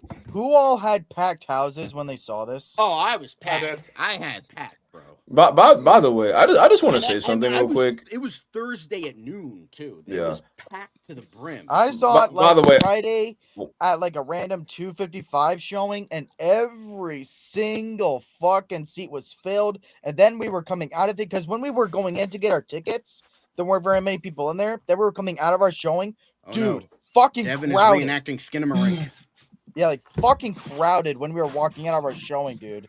Holy shit. But by the way, like the box office, like this movie is in the box office right now. Not only has it broke even and made profit, it's already almost at $1 billion. Yep, it's the second biggest opening of all time next to Endgame. And it's only been 3 days. Yeah, that's not it surprising. made its Spider-Man has big box office appeal. It's made more than the Odyssey in like almost 2 weeks. It's literally the Spider-Man is literally the most popular character worldwide. Yeah. He sells twice as much merch as Batman, easily. Oh, absolutely. I mean, it's like Spider-Man, 1,000 tons of shit, then Batman, then everybody else. I mean, I've always said this. If you ask me in terms of like villains, Spider-Man's villains are on par with Batman's. Oh yeah, 100%. They have the best rogue galleries. Yep. I would say Superman's is kind of underrated. I will say X-Men for me. I know, no big surprise. Superman and Daredevil, the other two underrated ones. Daredevil's really good. I mean, Stiltman, come on now, let's go. Like I feel like when it comes to Spider-Man, like he's the greatest superhero of all time. I mean, I'm not trying to take anything away from Batman, but it took a while for Batman to get his footing when it comes to like movies. I don't know about that. I don't think Batman's ever Wolverine, motherfucker. Batman's never lost a footing. Well, I'm saying in the beginning, like, they had Batman Return, or they had Batman 89 and Batman Returns, but then, for a while, they had a little bit of bad luck until Batman Begins, and then, They did. Yeah, I mean, I'm not saying Batman Robin. Yeah, so I'm not saying Batman in general, when it comes to movies, is inconsistent, but it took a while for them to get there. I mean, once we got... Even, I would say, outside of, like, the first two of the home trilogy, we've never, like... Even like the worst Spider-Man movies gave us something really good. Like Spider-Man 3, like say what you will about that movie, it still gave us a lot of really good stuff with like Sandman, darker aspects. Bully Maguire. I mean, the memes are peak. So there's that, and then Amazing Spider-Man 2. Yeah, it's got some cringy, stupid shit. It's got It Dane has DeHaan as Green Goblin. It has the relationship between Peter and Gwen, which was it's the best romance. I mean, in it any has Spider-Man movie. arguably Thank the you. best it has arguably the best. That was the opening best they scene were. Yeah. for Well, any Spider-Man technically movie. speaking, it's not the opening scene. It's okay. We don't talk about that. Technically No, speaking, I'm it's just gonna not. say this. It's just Spider-Man in general. I've always thought his best love interest was Gwen Stacy. Come at me. Well, No, You're his not best wrong. love interest is Black Cat. well, 100% listen, Black Cat. Gwen Him and Black Stacy. Cat were a thing. What? Gwen Stacy, as great as she that's is, like a I mean, big she was fucking always thing in the known comics. as great as Gwen I Stacy. don't know the comics that much. As great as Gwen Stacy was, like she was always known as the love of Peter Parker's life that died. Well, the thing is, I feel like I feel like with people are misremembering that. I feel like because the thing is, a lot of people. Again, I've read a lot of like Linkara and stuff like that. A lot of people remember. I think it's like the modern lens that view Gwen Stacy. Gwen Stacy, like way back when, she was kind of just like Peter Parker, but a woman and bland. Like she was not that interesting of a character. Literally the only interesting thing that Gwen Stacy had for years, much like the Flash and Barry Allen's The Flash and the original Supergirl, the most important thing they did was fucking die. That was like the best thing they ever fucking did. And then they brought Gwen Stacy back. They did the whole Clone Saga, this that, and then they fucking ruined it with Sins Past. And they retconned that, and then there was all that shit. But I think a lot of people forget that Gwen Stacy was really not that interesting of a character. And it's just like, but with adaptation, like I think Spectacular Spider-Man was definitely a big one of like, oh, they made Gwen Stacy an actual character. Yeah. And which is fine, but it's just like I feel like OG comics, they're like she was really not that interesting. And I think Black Cat, her and Spider-Man have like the Catwoman Batman thing, which I mean, Black Cat is essentially a ripoff of Catwoman. So they kind of have that, and they did have like some things that like didn't work in the beginning, and then some things that worked a lot better later on. And then she kind of, as like MJ, like pretty much after fucking One More Day, like with the whole thing with MJ, it's just like Black Cat really stepped up and just became a way better, more interesting character and became a better love interest for him. And then you have all the other ones that nobody cares about. But it's just like with MJ, it's just like, as in real Mary Jane Watson, not Michelle Jones. But I think with that, I think I don't know. It's a whole thing. Let's not get into it now because this fucking stream is already almost like fucking 2 hours long. So We haven't even gotten to Rob's pause, and we're already an hour and a half in. Oh yeah. Let me do that now. And keep in mind his positives are 5 minutes long. So this is. I think we covered the positives. Yeah, we need to get to like. Well, I promise. We probably covered the mixed too. So, yeah, a little bit. All right. Anyway, so these are Rob's positives. So I'll first say it right now. In terms of my positives, I do think Tom Holland, he does a really great job, even though I probably would say, like, if you were to ask me who was my definitive Spider-Man out of the three, I probably would still say Andrew Garfield, actually. But that's just me. But I think Tom Holland, he does a really great job, I mean, he can act, so any problems I might have with like any of the previous movies is not based on Tom Holland. So he does a really good job. I think one thing that really stands out for me with this one is the fact that, unlike the other ones, this is the first MCU Spider-Man movie where he felt like Spider-Man. We don't get Iron Man Jr., we don't get Senpai Stark, kind of thing, which is something we've been getting, and it's been getting annoying for all of us. He felt like a genius, not like a stupid bumbling side character,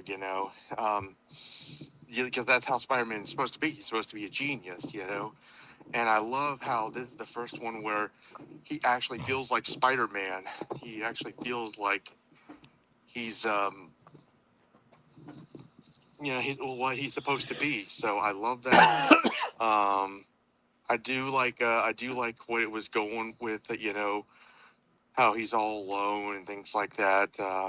And I do like a lot of the just everything it's been going for. This is honestly the MCU Spider-Man movie we should have gotten from the beginning. Yep. So I think honestly, I think we could all at least agree on that. So this is the Spider-Man movie we should have gotten. Even though I do enjoy No Way Home for what it is, I think we can all agree this is the one we should have gotten.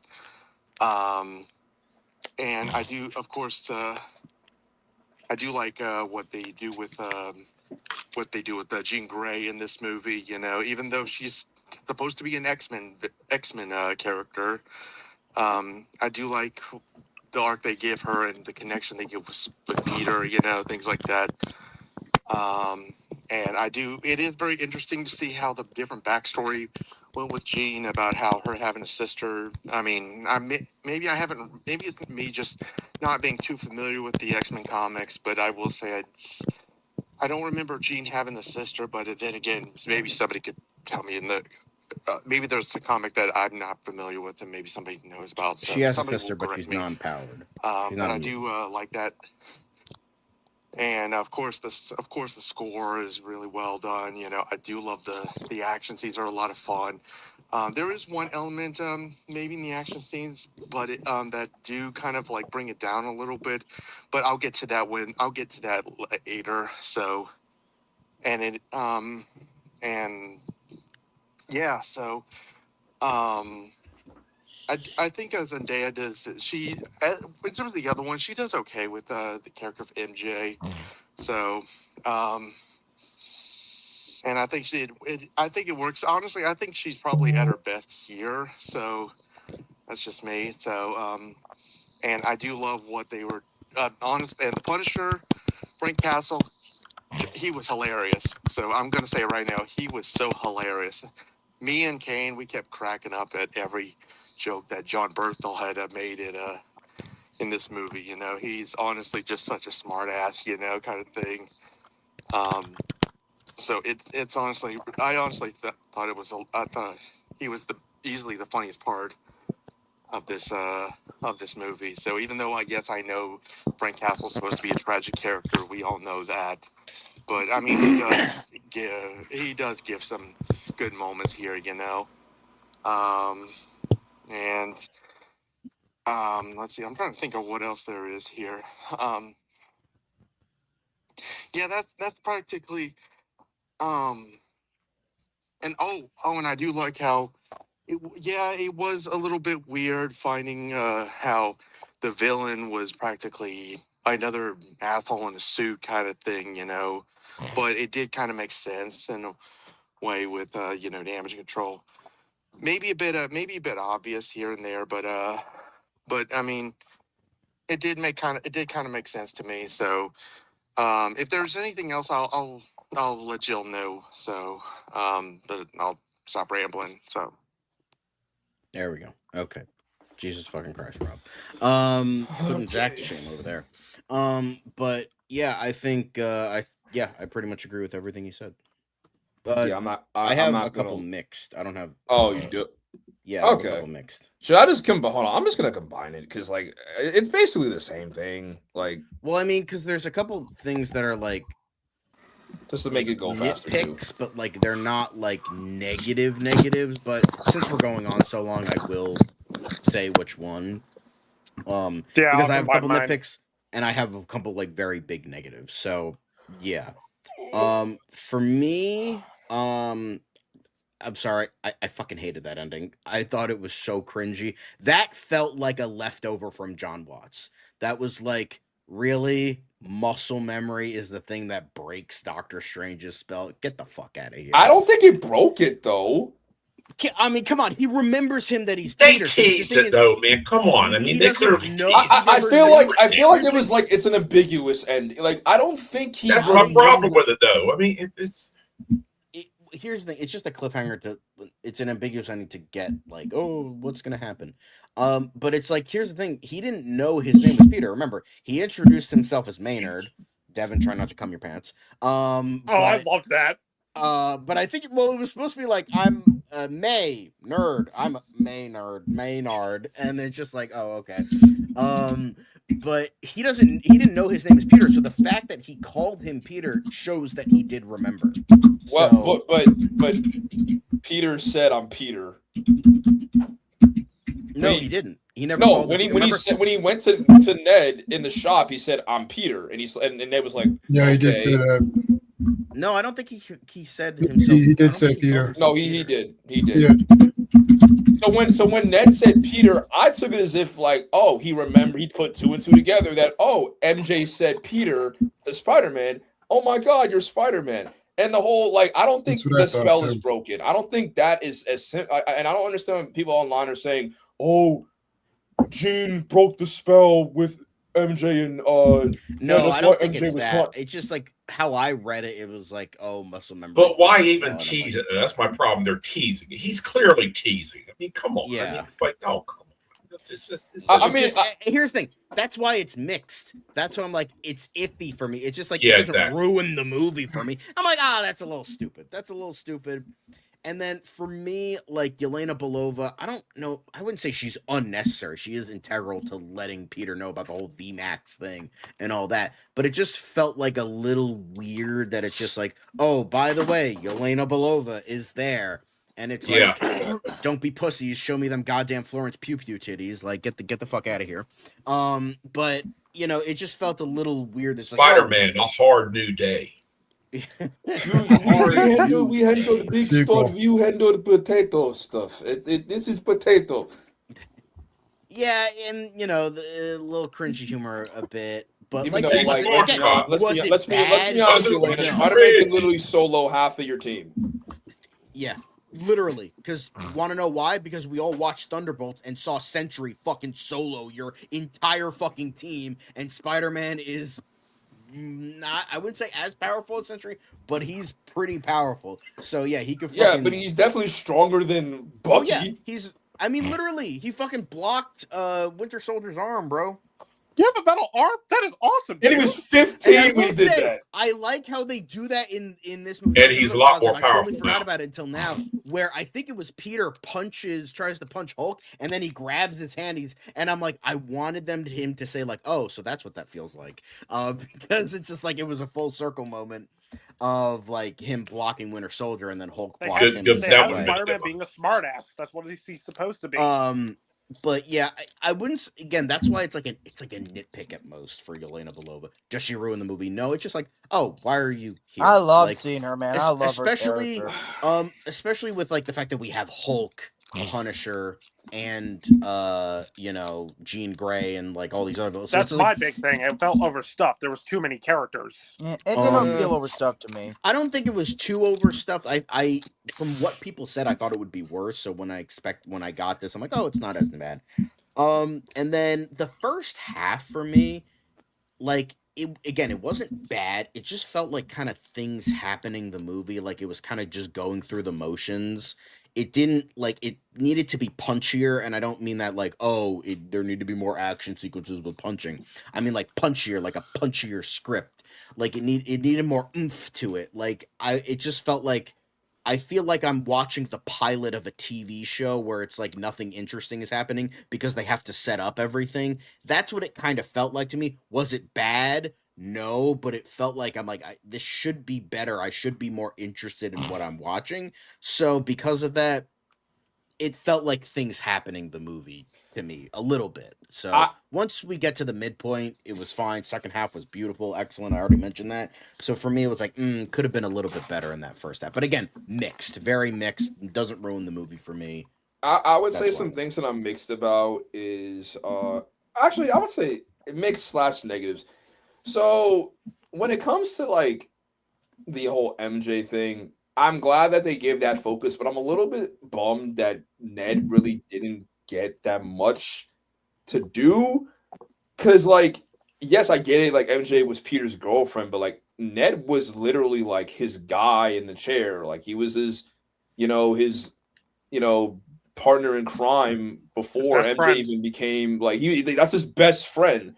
and we only really got like 2 scenes of them really interacting with when Great Spider-Man scene. came to their great scenes, but when Spider-Man came to his apartment, and then with the ending. So I feel like it was a little bit. I mean, I get it, like it's Zendaya, so we got to have as much Zendaya in there. But I really feel like Ned really didn't have a lot to do.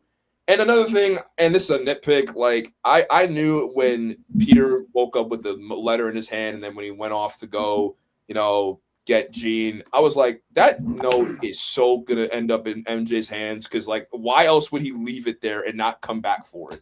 And do I want to complain and be like, really, that's bad writing? I don't know. I mean, how she was gonna find out at some point. She was gonna find out at some point. So, I mean, if it gets to the that point, then fine, whatever. But I will say, that was like one of my issues. I really wish Ned and Michelle weren't in the movie. Like, I thought, like, with the ending of No Way Home, when Peter decides to not tell them who he is, that was just him like moving on and letting her go, and just moving on with his new life. So I kind of wish, I hope they don't come back in the rest of this trilogy, especially since we already had the moment with Michelle, saying, yeah, you're telling me all of these memories, but I have no memories of you. I don't know you. I don't want them to be pussies and retcon that and make them fall in love again, because that would make his sacrifice in No Way Home pointless. Thank you. I mean, to be fair, MCU has a good history of making certain things pointless, so I wouldn't put it past them. They're gonna probably They undid Thanos wiping out half of all life, for Pete's sake. What? It was a joke. It was a joke. Oh, sarcasm. And I would say another thing that I guess was a negative for me is the fact that, and again, it really isn't like the movie's fault. I more so blame the trilogy, if anything. Now, do I like Jean Grey in this movie? Yes. However, I feel like the lack of villains really does kind of hurt this movie, because Damage Control and Jean are, as the villains are, it's serviceable. Like, this is a more smaller scale Spider-Man story. Mm-hmm. But I feel like having, Tombstone in a montage, that was a little bit disappointing. Not having, we're not going to have montage. Like, we're not going to get Green Goblin again. We're not going to get Doc Ock or Electro or Sandman again, because we already saw them in No Way Home. So we're kind of like, SOL when it comes to villains to use, because kind of already used their heavy hitters. So hopefully in the next movie we kind of have a villain that really, is a villain and serves as a foil of Spider-Man. But I mean, again, because in terms of like Spider-Man villains that they haven't used, period, in terms of Spider-Man fighting them, so the Aaron Taylor Johnson Craven movie doesn't count. But like, we haven't seen him fight Chameleon, and that was like literally the first fucking character that he fought. And I think, did Rome leave? Rome. See Rome. But we haven't seen him fight Chameleon. There's also Craven. Kingpin is off with like Daredevil, so that's what they're doing there. Jackal, not very interesting. I mean, Black Cat would be interesting, like to introduce her as a villain, and then she becomes like part of the team, whether she's a love interest or not. For later movies, Hobgoblin, we've never even gotten Hobgoblin. Carnage, but that would involve the Venom symbiote, and frankly, I never want to see the Venom symbiote ever again. He's like the Joker at this point. Like, I never want to see this motherfucker ever again. Like, I'm just so fucking sick of the Venom symbiote. Like, Black Suit, I don't mind them doing Black Suit. Like, have him do the Black Suit arc, cool. Then just take the Black Suit and give it to the top men, and then just put it in a warehouse somewhere, and then we never have to deal with Venom. Because the Black Suit stuff is the most interesting stuff with Venom. Like, Venom as a character, he's fucked now. He's boring. He's not interesting anymore. Like, they milked this cow dry, and he sucks now. black suit stuff, it's like it's essentially plus, especially with what they do in this movie, the fact like, you know, the arachnid DNA was like making him not kind of a villain, but like it was making him unable to control his powers. Imagine to do the black suit stuff on top of that. That would be really interesting. Essentially making him his own worst nightmare. Like the thing where he almost kills that cop. He almost he dangerously hurts Scorpion. Then like doing the black suit on top of that would be really interesting character regression for that. And that would be really, really cool to see. And then just never do Venom. And then just never do Venom because Venom sucks. I have kind of one neg. It's just like there's like a whole bunch, and then there's like smaller characters you could do. I mean, Devin mentioned this. I was thinking this when this was getting made. It would be awesome to do Spencer Smythe and the Spider Slayers, especially in the world of AI. That would take advantage of that. That would be really fucking cool. Hell, fucking give us goddamn Molten Man or Hydro Man. Fuck it. Like, give us the weird. Well, we already kind of technically had Hydro Man. That doesn't count. No, fuck you. That does not count. That does not fucking count. I'm not counting that shit. Get out of here. No. Fuck it. I'll even take Screwball at this fucking point. Like and I fucking hate Dan Slott. Like the problem is that you Give don't me really Big Wheel, baby. Let's go. Besides Craven, you don't really have a villain that can really be like a villain for like a movie. Like unless you want Mr. Negative could do it. But yeah, Mr. Negative is that like that's it, honestly. Mr. Negative and Craven. Think about this. Think about the Spot in the Spider-Verse movies. They turned a joke villain and they made him menacing. Anything is possible. Yeah, that's true. I mean, maybe I don't know. This is one of the few times where I'm like, maybe just give Spider-Man a villain from another hero's rogues gallery, because like honestly, like we really don't have that many that can really carry a plot that are left. Honestly. I have a kind of a mixed negative. I don't like where they left off Banner in this movie. I mean, he did kind of, terrorize people. Man, I know his whole thing is that, he has like a miserable existence and all that, but I'm like, come on, that's kind of too bleak an ending for his character. Well, I think the reason that they're kind of putting him in an institution to give them a reason as to why he's not in Doomsday, because he's not confirmed for Doomsday. So I think it's like, oh, he's off in a mental institution. That's it. And like I could see them doing that, and plus, like, I don't know. I mean, it's dark. Like, I'll give it, like, when MCU does like good dark stuff, I'll take it. Like, I mean, and it's a sucky feeling to know that, like, Banner went from being someone who really was afraid of his powers to being at a place where, yeah, people loved him, to now he's back at square one again. Like, yeah, it sucks. And I do like how Jean Grey permanently, I really hope it's permanently undid all the work that that Banner did with, like, trying to fuse the Hulk in himself. Because, I'm sorry, Professor Hulk did not work.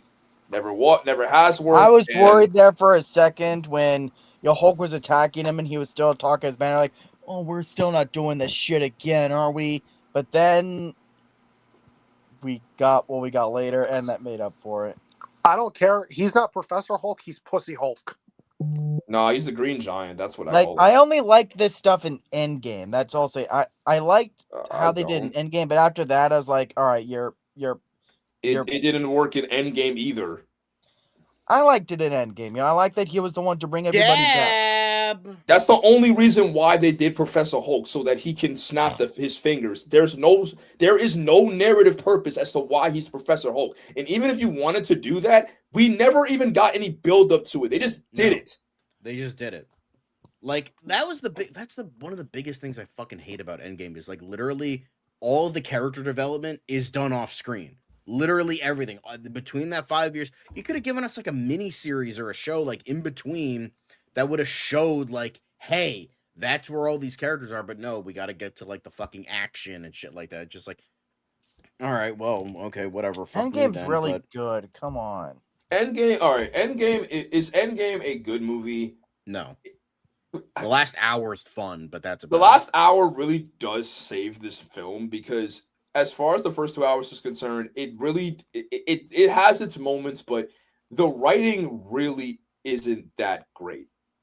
Lord And- forbid a movie take time to focus on character, not just the action. It doesn't focus on the fucking characters. That's the thing. It fucking jumped all the character development within the 5 years to get to fucking, everyone's depressed for an hour, time travel heist for the next hour, Honestly, and then cool like, climax the last if you're hour. not Tony Stark, if you're not Tony Stark or Steve, you really don't have You got gypped, character. bro. They got fucking gypped. Like if you're Can I do my negatives and mix now? Yeah, sure. Go right ahead. Yeah, let's thank do you. some Mark Smash rant over here. All right. Well, I mean, I had the same problem with you, John, about the ending. You know, Peter. I just thought it was a cheap trick too. You know, I don't think it necessarily breaks the spell, but I do think that's, you know, No. I think it's a cheap fucking trick. You know, I mean, it's like, oh, come on. And not the good cheap trick. No, it's not. No, not the good one. Not the one from the 80s. No. But that was a more of a mix for me. I guess my major negative was, as much as I love Jean Grey in the film, same as you said, my man up here. As much as I love Jean Grey in the film, the fact that they're going back to the MCU thing of using this movie to set up the next big thing, boom. That is just come there. on, dude. It's like Spider-Man. Like we said, Exactly. Spider-Man has one of the best rogues galleries in all of comics. He's up there with Batman. Well, at least in all of Marvel comics. 100%. Oh yeah, definitely the best in Marvel comics, and arguably, but- I'd say just as good as Batman's. You know, but, I Jesus said this Christ. in one of my other reviews. I was like, what's an X-Man doing in my Spider-Man movie? What's an X-Men hero doing in my Spider-Man movie? What is an X-Men hero doing as a villain in my Spider-Man movie? I'll do you one better. Doesn't Why Spider-Man is an have a lot of X-Men? history with the X-Men? It's just like, don't get me wrong, because I know, Jean Grey's technically been a villain because she was the Phoenix Force, all blah blah blah, all that shit. One, she doesn't have the Phoenix Force in this movie, and I'm glad she doesn't, because as you were saying before, Mark, I like how they showed off her power without using the fucking Phoenix Force. Everyone's like, she's a pussy unless she has the Phoenix Force. No, she's not. That's the fucking thing. Yeah, she is but you can see if they go the route where Charles kind of puts mental blocks on her, you can see why he might fucking do that. Why? Exactly. Anyway, Zach, what were you gonna say? Doesn't Spider-Man have a lot of history with the X-Men in the comics? No, they do. It's more Fantastic Four than X-Men. Like him and Human Torch, him and Human Torch are like best friends. And then don't tell him what happened to Johnny he was and essentially Deadpool, the fifth Fantastic Four member a lot of the time in their comics. Shit. Then no one tell him what happened to Johnny and Deadpool. Then holy shit. Because it's definitely but yeah, it's definitely here's the thing, and I know my boss made a lot of excuses for it, and here's the thing, that's why I'm so torn on it, because Sadie Sink did a great job.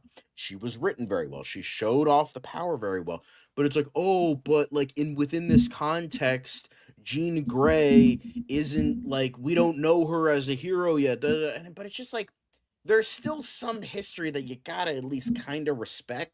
I get it. You can make heroes villains, and for certain movies and certain concepts, you can make that work. I mean, there has been good examples. None are Civil War. I don't really like Civil War that much, but they made Iron Man a bad guy. All right, cool. That works. Why? Because Iron Man's a fucking piece of shit, and he works better as a villain than a hero a lot of the time. So Hulk can be seen as a villain, in this fucking movie. And it can work. It can work, but I feel it just feels wrong to me. It doesn't feel right to not only have an X-Men character who's usually not portrayed as a villain by herself in this movie as a villain. And yes, the real villain is Bill Metzger. Yeah, and Tremel Tillman does a very good job. He's I love how he wasn't mustache twirling and over the top. He's just a guy, and I actually like that. Grounded, realistic kind of like vibe of like, oh, he's just a guy who believes this thing and that makes him a villain. Like I like that. I think the way they did that, it worked. Like, even putting my X-Men blinders aside, I actually did not mind whatsoever that Jean was on the path that she was in this, because it may just be me, but if some corporation took someone that I cared about, especially my sister, I would have not only done worse than what Jean tried to do in this, I would not have listened to any like, no, this isn't who you are. You're better than this. No, I would have went through with it. So I really relate. That's well, you're not the villain of a Spider-Man movie, Zach. That's not what I'm trying I'm to get just saying, it's like I get it. Like, the like motivations are there. Like, I 100% understand. It's just the idea of using Jean Grey as a Spider-Man villain doesn't sit well with me. It doesn't feel right. It's just like, especially as I mentioned, there are plenty of characters that you can use for the same kind of development for Peter that represents the same things that Jean Grey represented in this movie, but actually make them a villain. It just feels kind of weird to, like, just like, it doesn't feel right. And to me, that's a negative. Like, that's a major negative. It doesn't feel right to me. Is in addition, and one last thing before I carry it off to somebody else, was the pacing. I did not like the pacing in this movie. I think it was not very well paced. It is a 2.5-hour movie, and it feels like a 2.5-hour movie, and that's not a compliment. It like, I think it also helped that I mentioned before with the first half, while the first half didn't ruin it for me, the fact that the slowness of the first half did make it a major negative. Like, if it was just things happening, I'm like, okay, whatever, but like, it was still paced well. The things happening, if they were paced well, it would have been fine. But the fact that they're also not paced well was the big issue for me.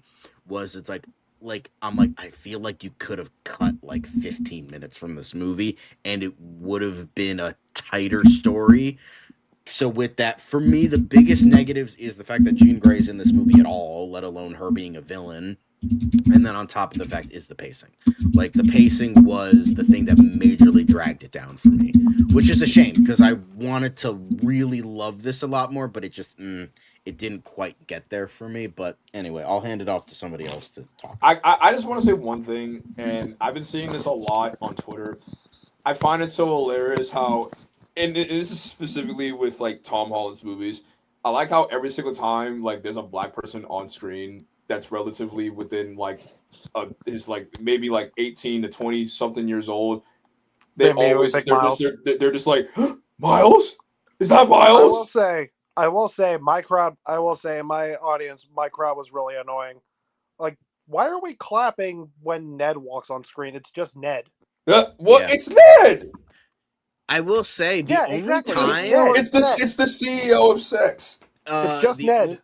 The only time that my audience really reacted is when Peter was like, her name is Jean Grey. Like, there was like a in the theater. It's like, bro, come on. We all fucking expected that. Like, come on, man. My audience reacted to when MJ and Peter kissed and then like it was revealed like that. Though I heard people were like, no. And then I heard somebody's like, I knew it. Like, it's. Yeah, because I was expecting something. But no, when it was revealed Jean Grey, I was like, and duh! Hello! Because I got spoiled that Jean was in this, but I was still shocked. Like, oh, she's the villain? What do you mean you got spoiled? No, I mean, because I'd only heard the dude say, oh, Jean's in this, but I cut it off quick, so I didn't hear, like, oh, she's the villain. So I was still shocked, like, oh, she's the villain. So there was still a bit of mystery in the movie, like who's the villain in this? So I was still shocked. Come on, that even Stevie Wonder. I don't read the comics, bub. I only know the movies. Even Stevie Wonder could see that was Jean Grey, man. It wasn't really. It was the comics. It was the worst kept comic secret. Thing. They've been saying it about Sadie Sink for months. That's the worst kept secret in the world. I mean, dude, I don't read the X-Men comics. I've never read the X-Men comics either, and I knew that was like, okay, that was Jean Grey. Like, that was like a given, man. Like that, like that's like with all right, I don't know if it was obvious back then when it first came out, but with Joseph Gordon-Levitt's character John Blake. I mean, they're like, I don't know if people thought, oh, is he Robin? Is he Robin? Like, but I feel like the everybody was reveal of him, speculating about that. the reveal of him being Robin, at least like it was like kind of, you know, it wasn't revealed to the end. Everyone knew that like That was basically his version of Rob. Yeah, was Jean Grey. But does anyone else have any negatives or mixed stuff? I mean, I was Not going to say I still think it was a bit overstuffed because I mean there was no purpose in the hand being there. You could have inserted any kind of generic bodyguard group or whatever. You could have put regular, for crying out loud. I mean, you know, I don't know. I mean, you could have put almost anybody there. I mean, there's no reason for a lot of them having been in there. So I mean, Hulk, Punisher, and even Jean Grey. As much as I, you know, decried them, you know, going back to the whole MCU thing of using one movie to set up the next one. Even that, you know, those three definitely had a reason to be there. The rest of them, yeah, I mean, you know, I guess even say Scorpion did at some level, you know, but I mean, some of the rest of them, not sure about that. Yeah, because Jean was using them as muscle. Yeah. Basically. Yeah, I mean, him, yeah, but I mean, you know, but I mean, also I have to say another one is Peter going darker. You know, once he gets the inhibitor chip, they just kind of drop that by the end. You know, I mean, I love that. Like when he like, you know, almost kills the cop. I love that. It's like, holy shit. And then it's just all of a sudden, I mean, you use that, he creates the inhibitor chip after that. By the end, it's like, we forgotten about that. Well, because like it wasn't by the time that by the time like he's fighting the hand, like he has it under control because he finally, instead of resisting it, he finally like lets it in and he like is able to, you know, control it. I mean, he literally prevented one of the hand ninjas from dying because he almost got him. I saw that. Yeah, fair. You know, fair. So, I mean, like, fair. You know, I mean, I get that, but I mean, I just hope they don't completely drop. You know, I'd like to see. I mean, some people think that that's like a symbiote, like the symbiote, like or something, and I'm like, dude, no, that's no. I mean, it could be, but like how that symbiote literally got destroyed or taken away? No, it didn't. There was a drop left behind. No, from Venom 3, right? Like, no, I mean at the end of No Way Home, where he got, you know, in the, you know, but didn't in Venom 3, like they literally like got rid of it? I mean, I don't know. I don't think they got rid of the one they left in the MCU universe. That one little drop. Did they? I don't know. I mean, they're definitely, they have it there if they ever want to use the symbiote, but like, I still can't believe that Tom Hardy was in. Like, oh yeah, I know. That cameo was kind of funny. I'm not gonna lie. That cameo was funny. That cameo was a little funny. I mean, Tom Hardy's a good actor when he, you know, when they let him be. Yeah, he is funny. Also, but I mean, I guess that's about it for my negatives and mix. I mean, overall, I still, you know, really like the movie, but that was it. I did feel it was a little overstuffed still.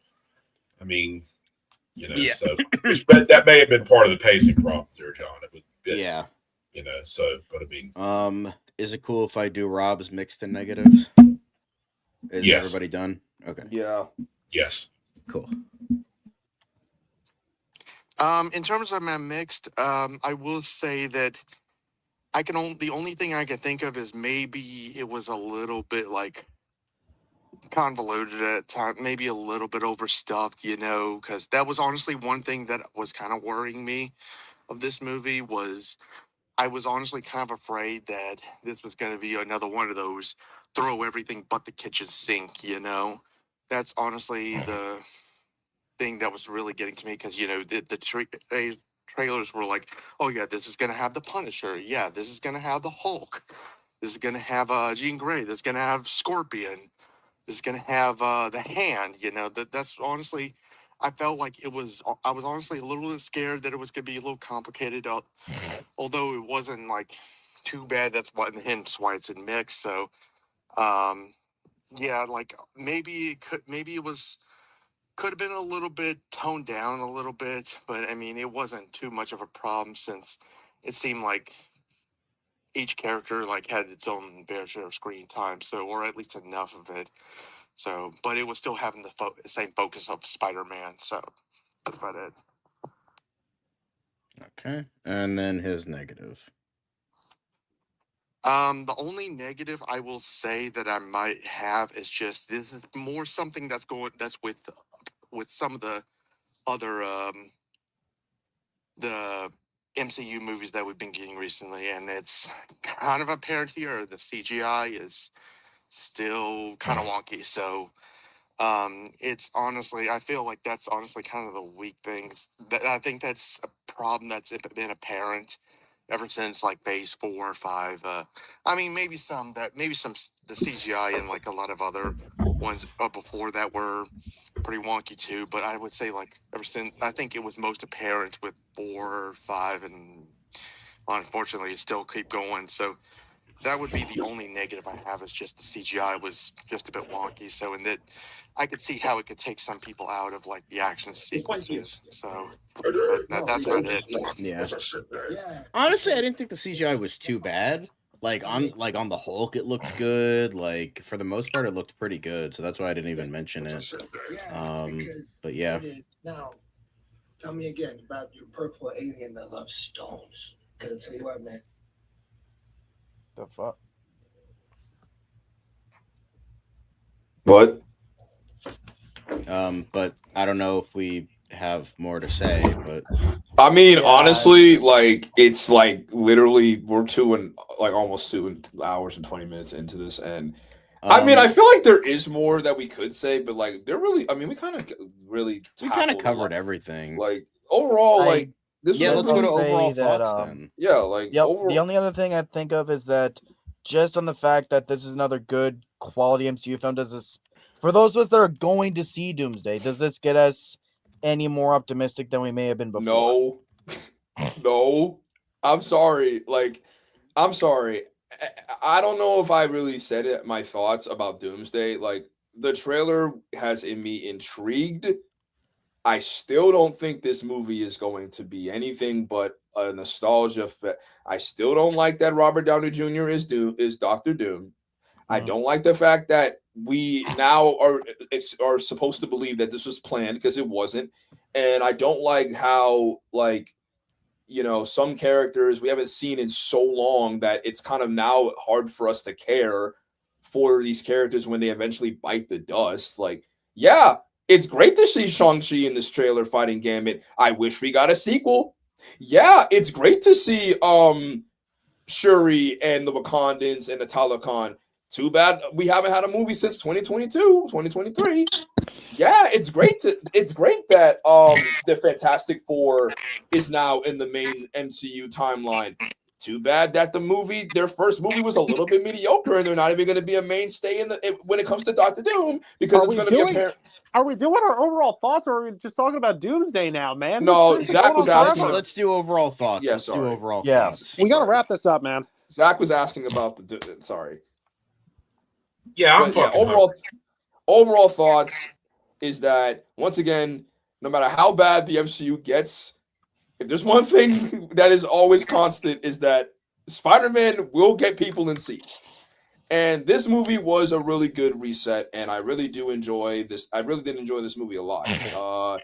I think I might be drinking the Kool-Aid a little bit when I say it's the best live-action Spider-Man movie since Spider-Man 2, but it really was a great movie. And this movie just shows me that John Watts did not know what he was doing, and he's an idiot. For me, I think overall it's a very, very good movie. I think it did a lot right, major step in the right direction. I keep saying that over and over again. The acting was all really good. The action sequences were great. The second half was incredible. The climax was a lot of fun. It's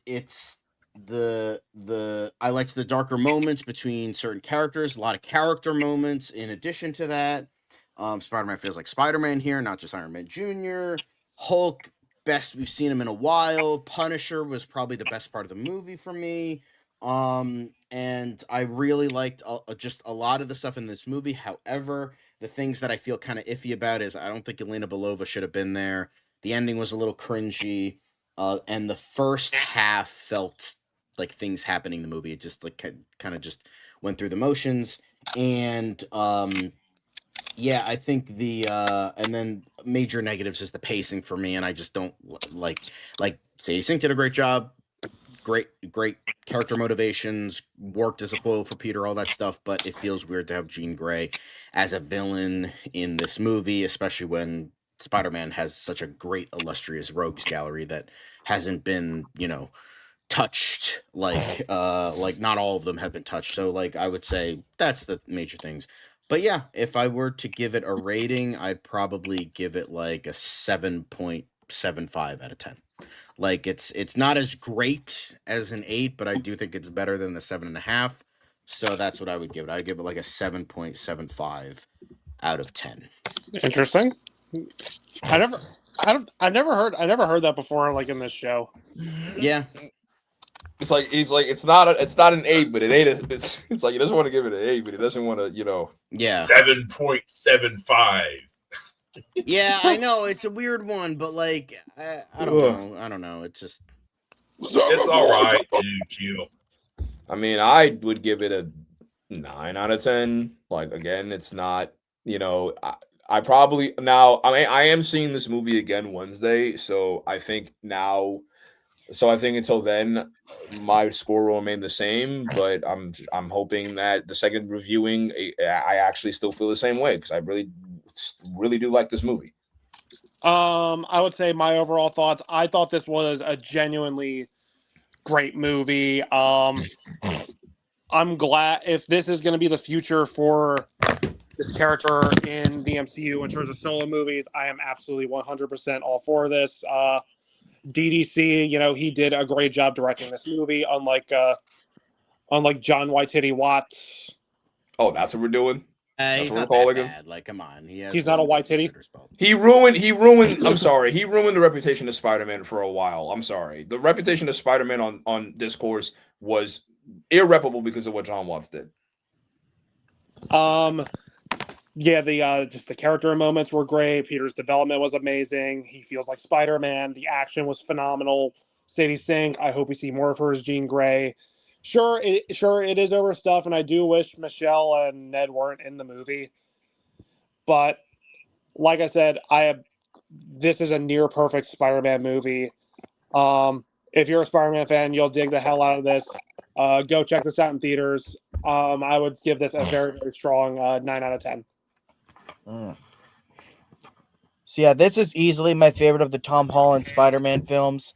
I do not feel like it was overstuffed whatsoever. I feel like all the other characters that were in there for a purpose. All the character arcs were great. I liked that this is the darkest we've put Tom Holland's character through the ringer. Yes, I'm standing by that. This puts him through more shit than No Way Home does. And I was gonna say I've liked Brave New World, Thunderbolts, Fantastic Four, and now this. I'm getting genuinely a little more optimistic about the future of Marvel. Yeah, they could screw up again, but we just gotta wait and see. And it even gets me a little more optimistic for Doomsday, which I was already getting more excited for after the trailer. So if this only makes me more hopeful for the future, so I'm gonna give it a 9 out of 10 also. Totally disagree for one thing. There's no way. Nothing in this movie was worse than losing fucking Aunt May, plus his girlfriend and his best friend. Fucking No Way Home, having to sacrifice that just to save the world. But I mean, anyway. It is very good. They do put him through a lot of shit. I love it. I love the character development in this movie. As much as I had a problem with them doing the MCU thing of using this movie to set up the next movie, Jean Grey was done so incredibly well here, and the Punisher, the Hulk, and everything. And even though it was a little overstuffed, I have to give it a very strong rating of 8.5 out of 10. I don't love it like I do No Way Home, but it is a very solid 8.5 out of 10. I would say this is a great start for Daniel, Destin, Craig, or whatever. Yeah. Destin, Daniel, DDC or Destin, Daniel, the DDC.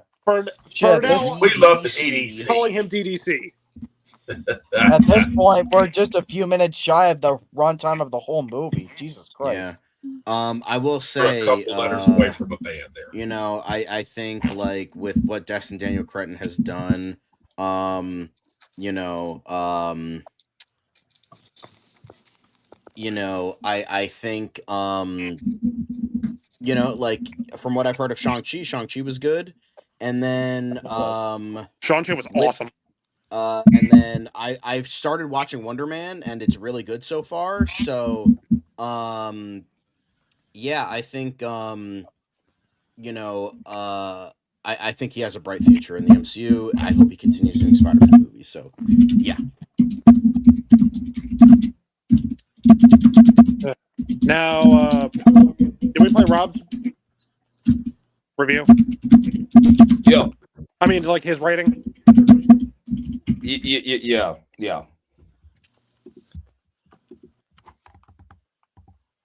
And do we pull up Rome's?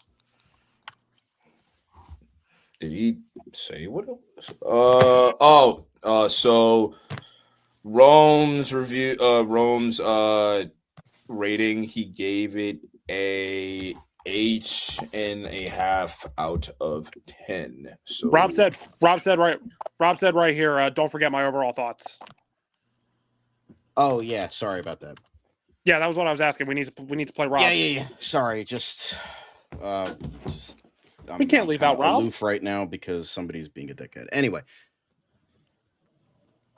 So my overall thoughts, I honestly thought this movie was a really great time. It's, to me, this is easily the best of the MCU Spider-Man movies. I know that's not saying much. I know that's a low bar since only one of the three were actually good. So before this, at least. So the only one that was actually enjoyable was No Way Home. So, and the rest of them just not really good. So, but I would say this is, yeah, if you were looking for a great time, if you want a Spider-Man movie that feels like Spider-Man, give this a shot. So you will not be disappointed. Yes, it has some wonky CGI, and yes, it can be a little bit overstuffed at times. So, but I honestly think this is still a great time. It's still a lot of fun, you know. Like I said, I took Kane to see it. He absolutely loved it. So I'm so looking forward to seeing this again. I'm still kind of hesitant about Doomsday, though. I'm still going to be hesitant but we'll just have to wait and see when that movie comes out. So, yeah, I see that. but I would say, like, overall, even if Doomsday doesn't turn out to be the way we think it is, or if it turns out to be like not so good, or it's been overhyped, or anything like that, then at least we can say that we got a really fun MCU movie this year. So, with this, I'm going to give this movie, despite my issues, this is so much fun. You know what? I'm gonna give it a 9 out of 10. So this is a movie I just had so much fun with. So definitely check this out when you get the chance. Nice. Doomsday, I think will be pretty good. Never bet against Doomsday. By the way, to anyone watching, if anyone's wondering why my aspect ratio keeps changing, I'm gonna be streaming off my phone for a while because, well, my laptop literally went up in smoke. The fuck? How the hell does that happen? I don't know. I turned on my laptop, it turned off, and I tried turning it back on, and then smoke started coming out. So, does anyone have anything else to say before we call it a stream? We've said enough. Go. My rating was 8.5 out of 10. Pretty much, I don't know. I think it was really great.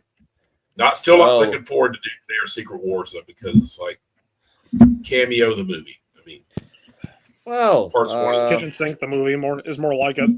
Yeah, but as always, it's been. What's the next review? Let's what is the next review? Fuck, hang on. Let me see. Oh, our next review, it won't be for a while, but it'll be Coyote versus Acme. No, hosted by me. Well, wait, hang on.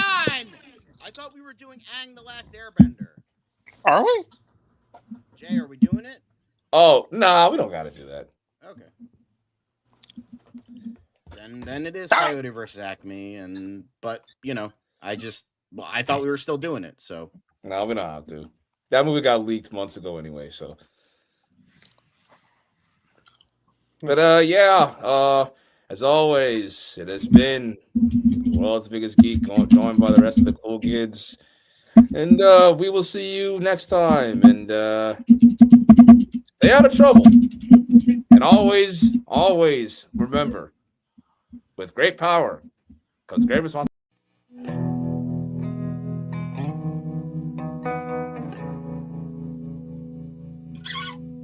Once again, we have brought light into the world. You're welcome, America.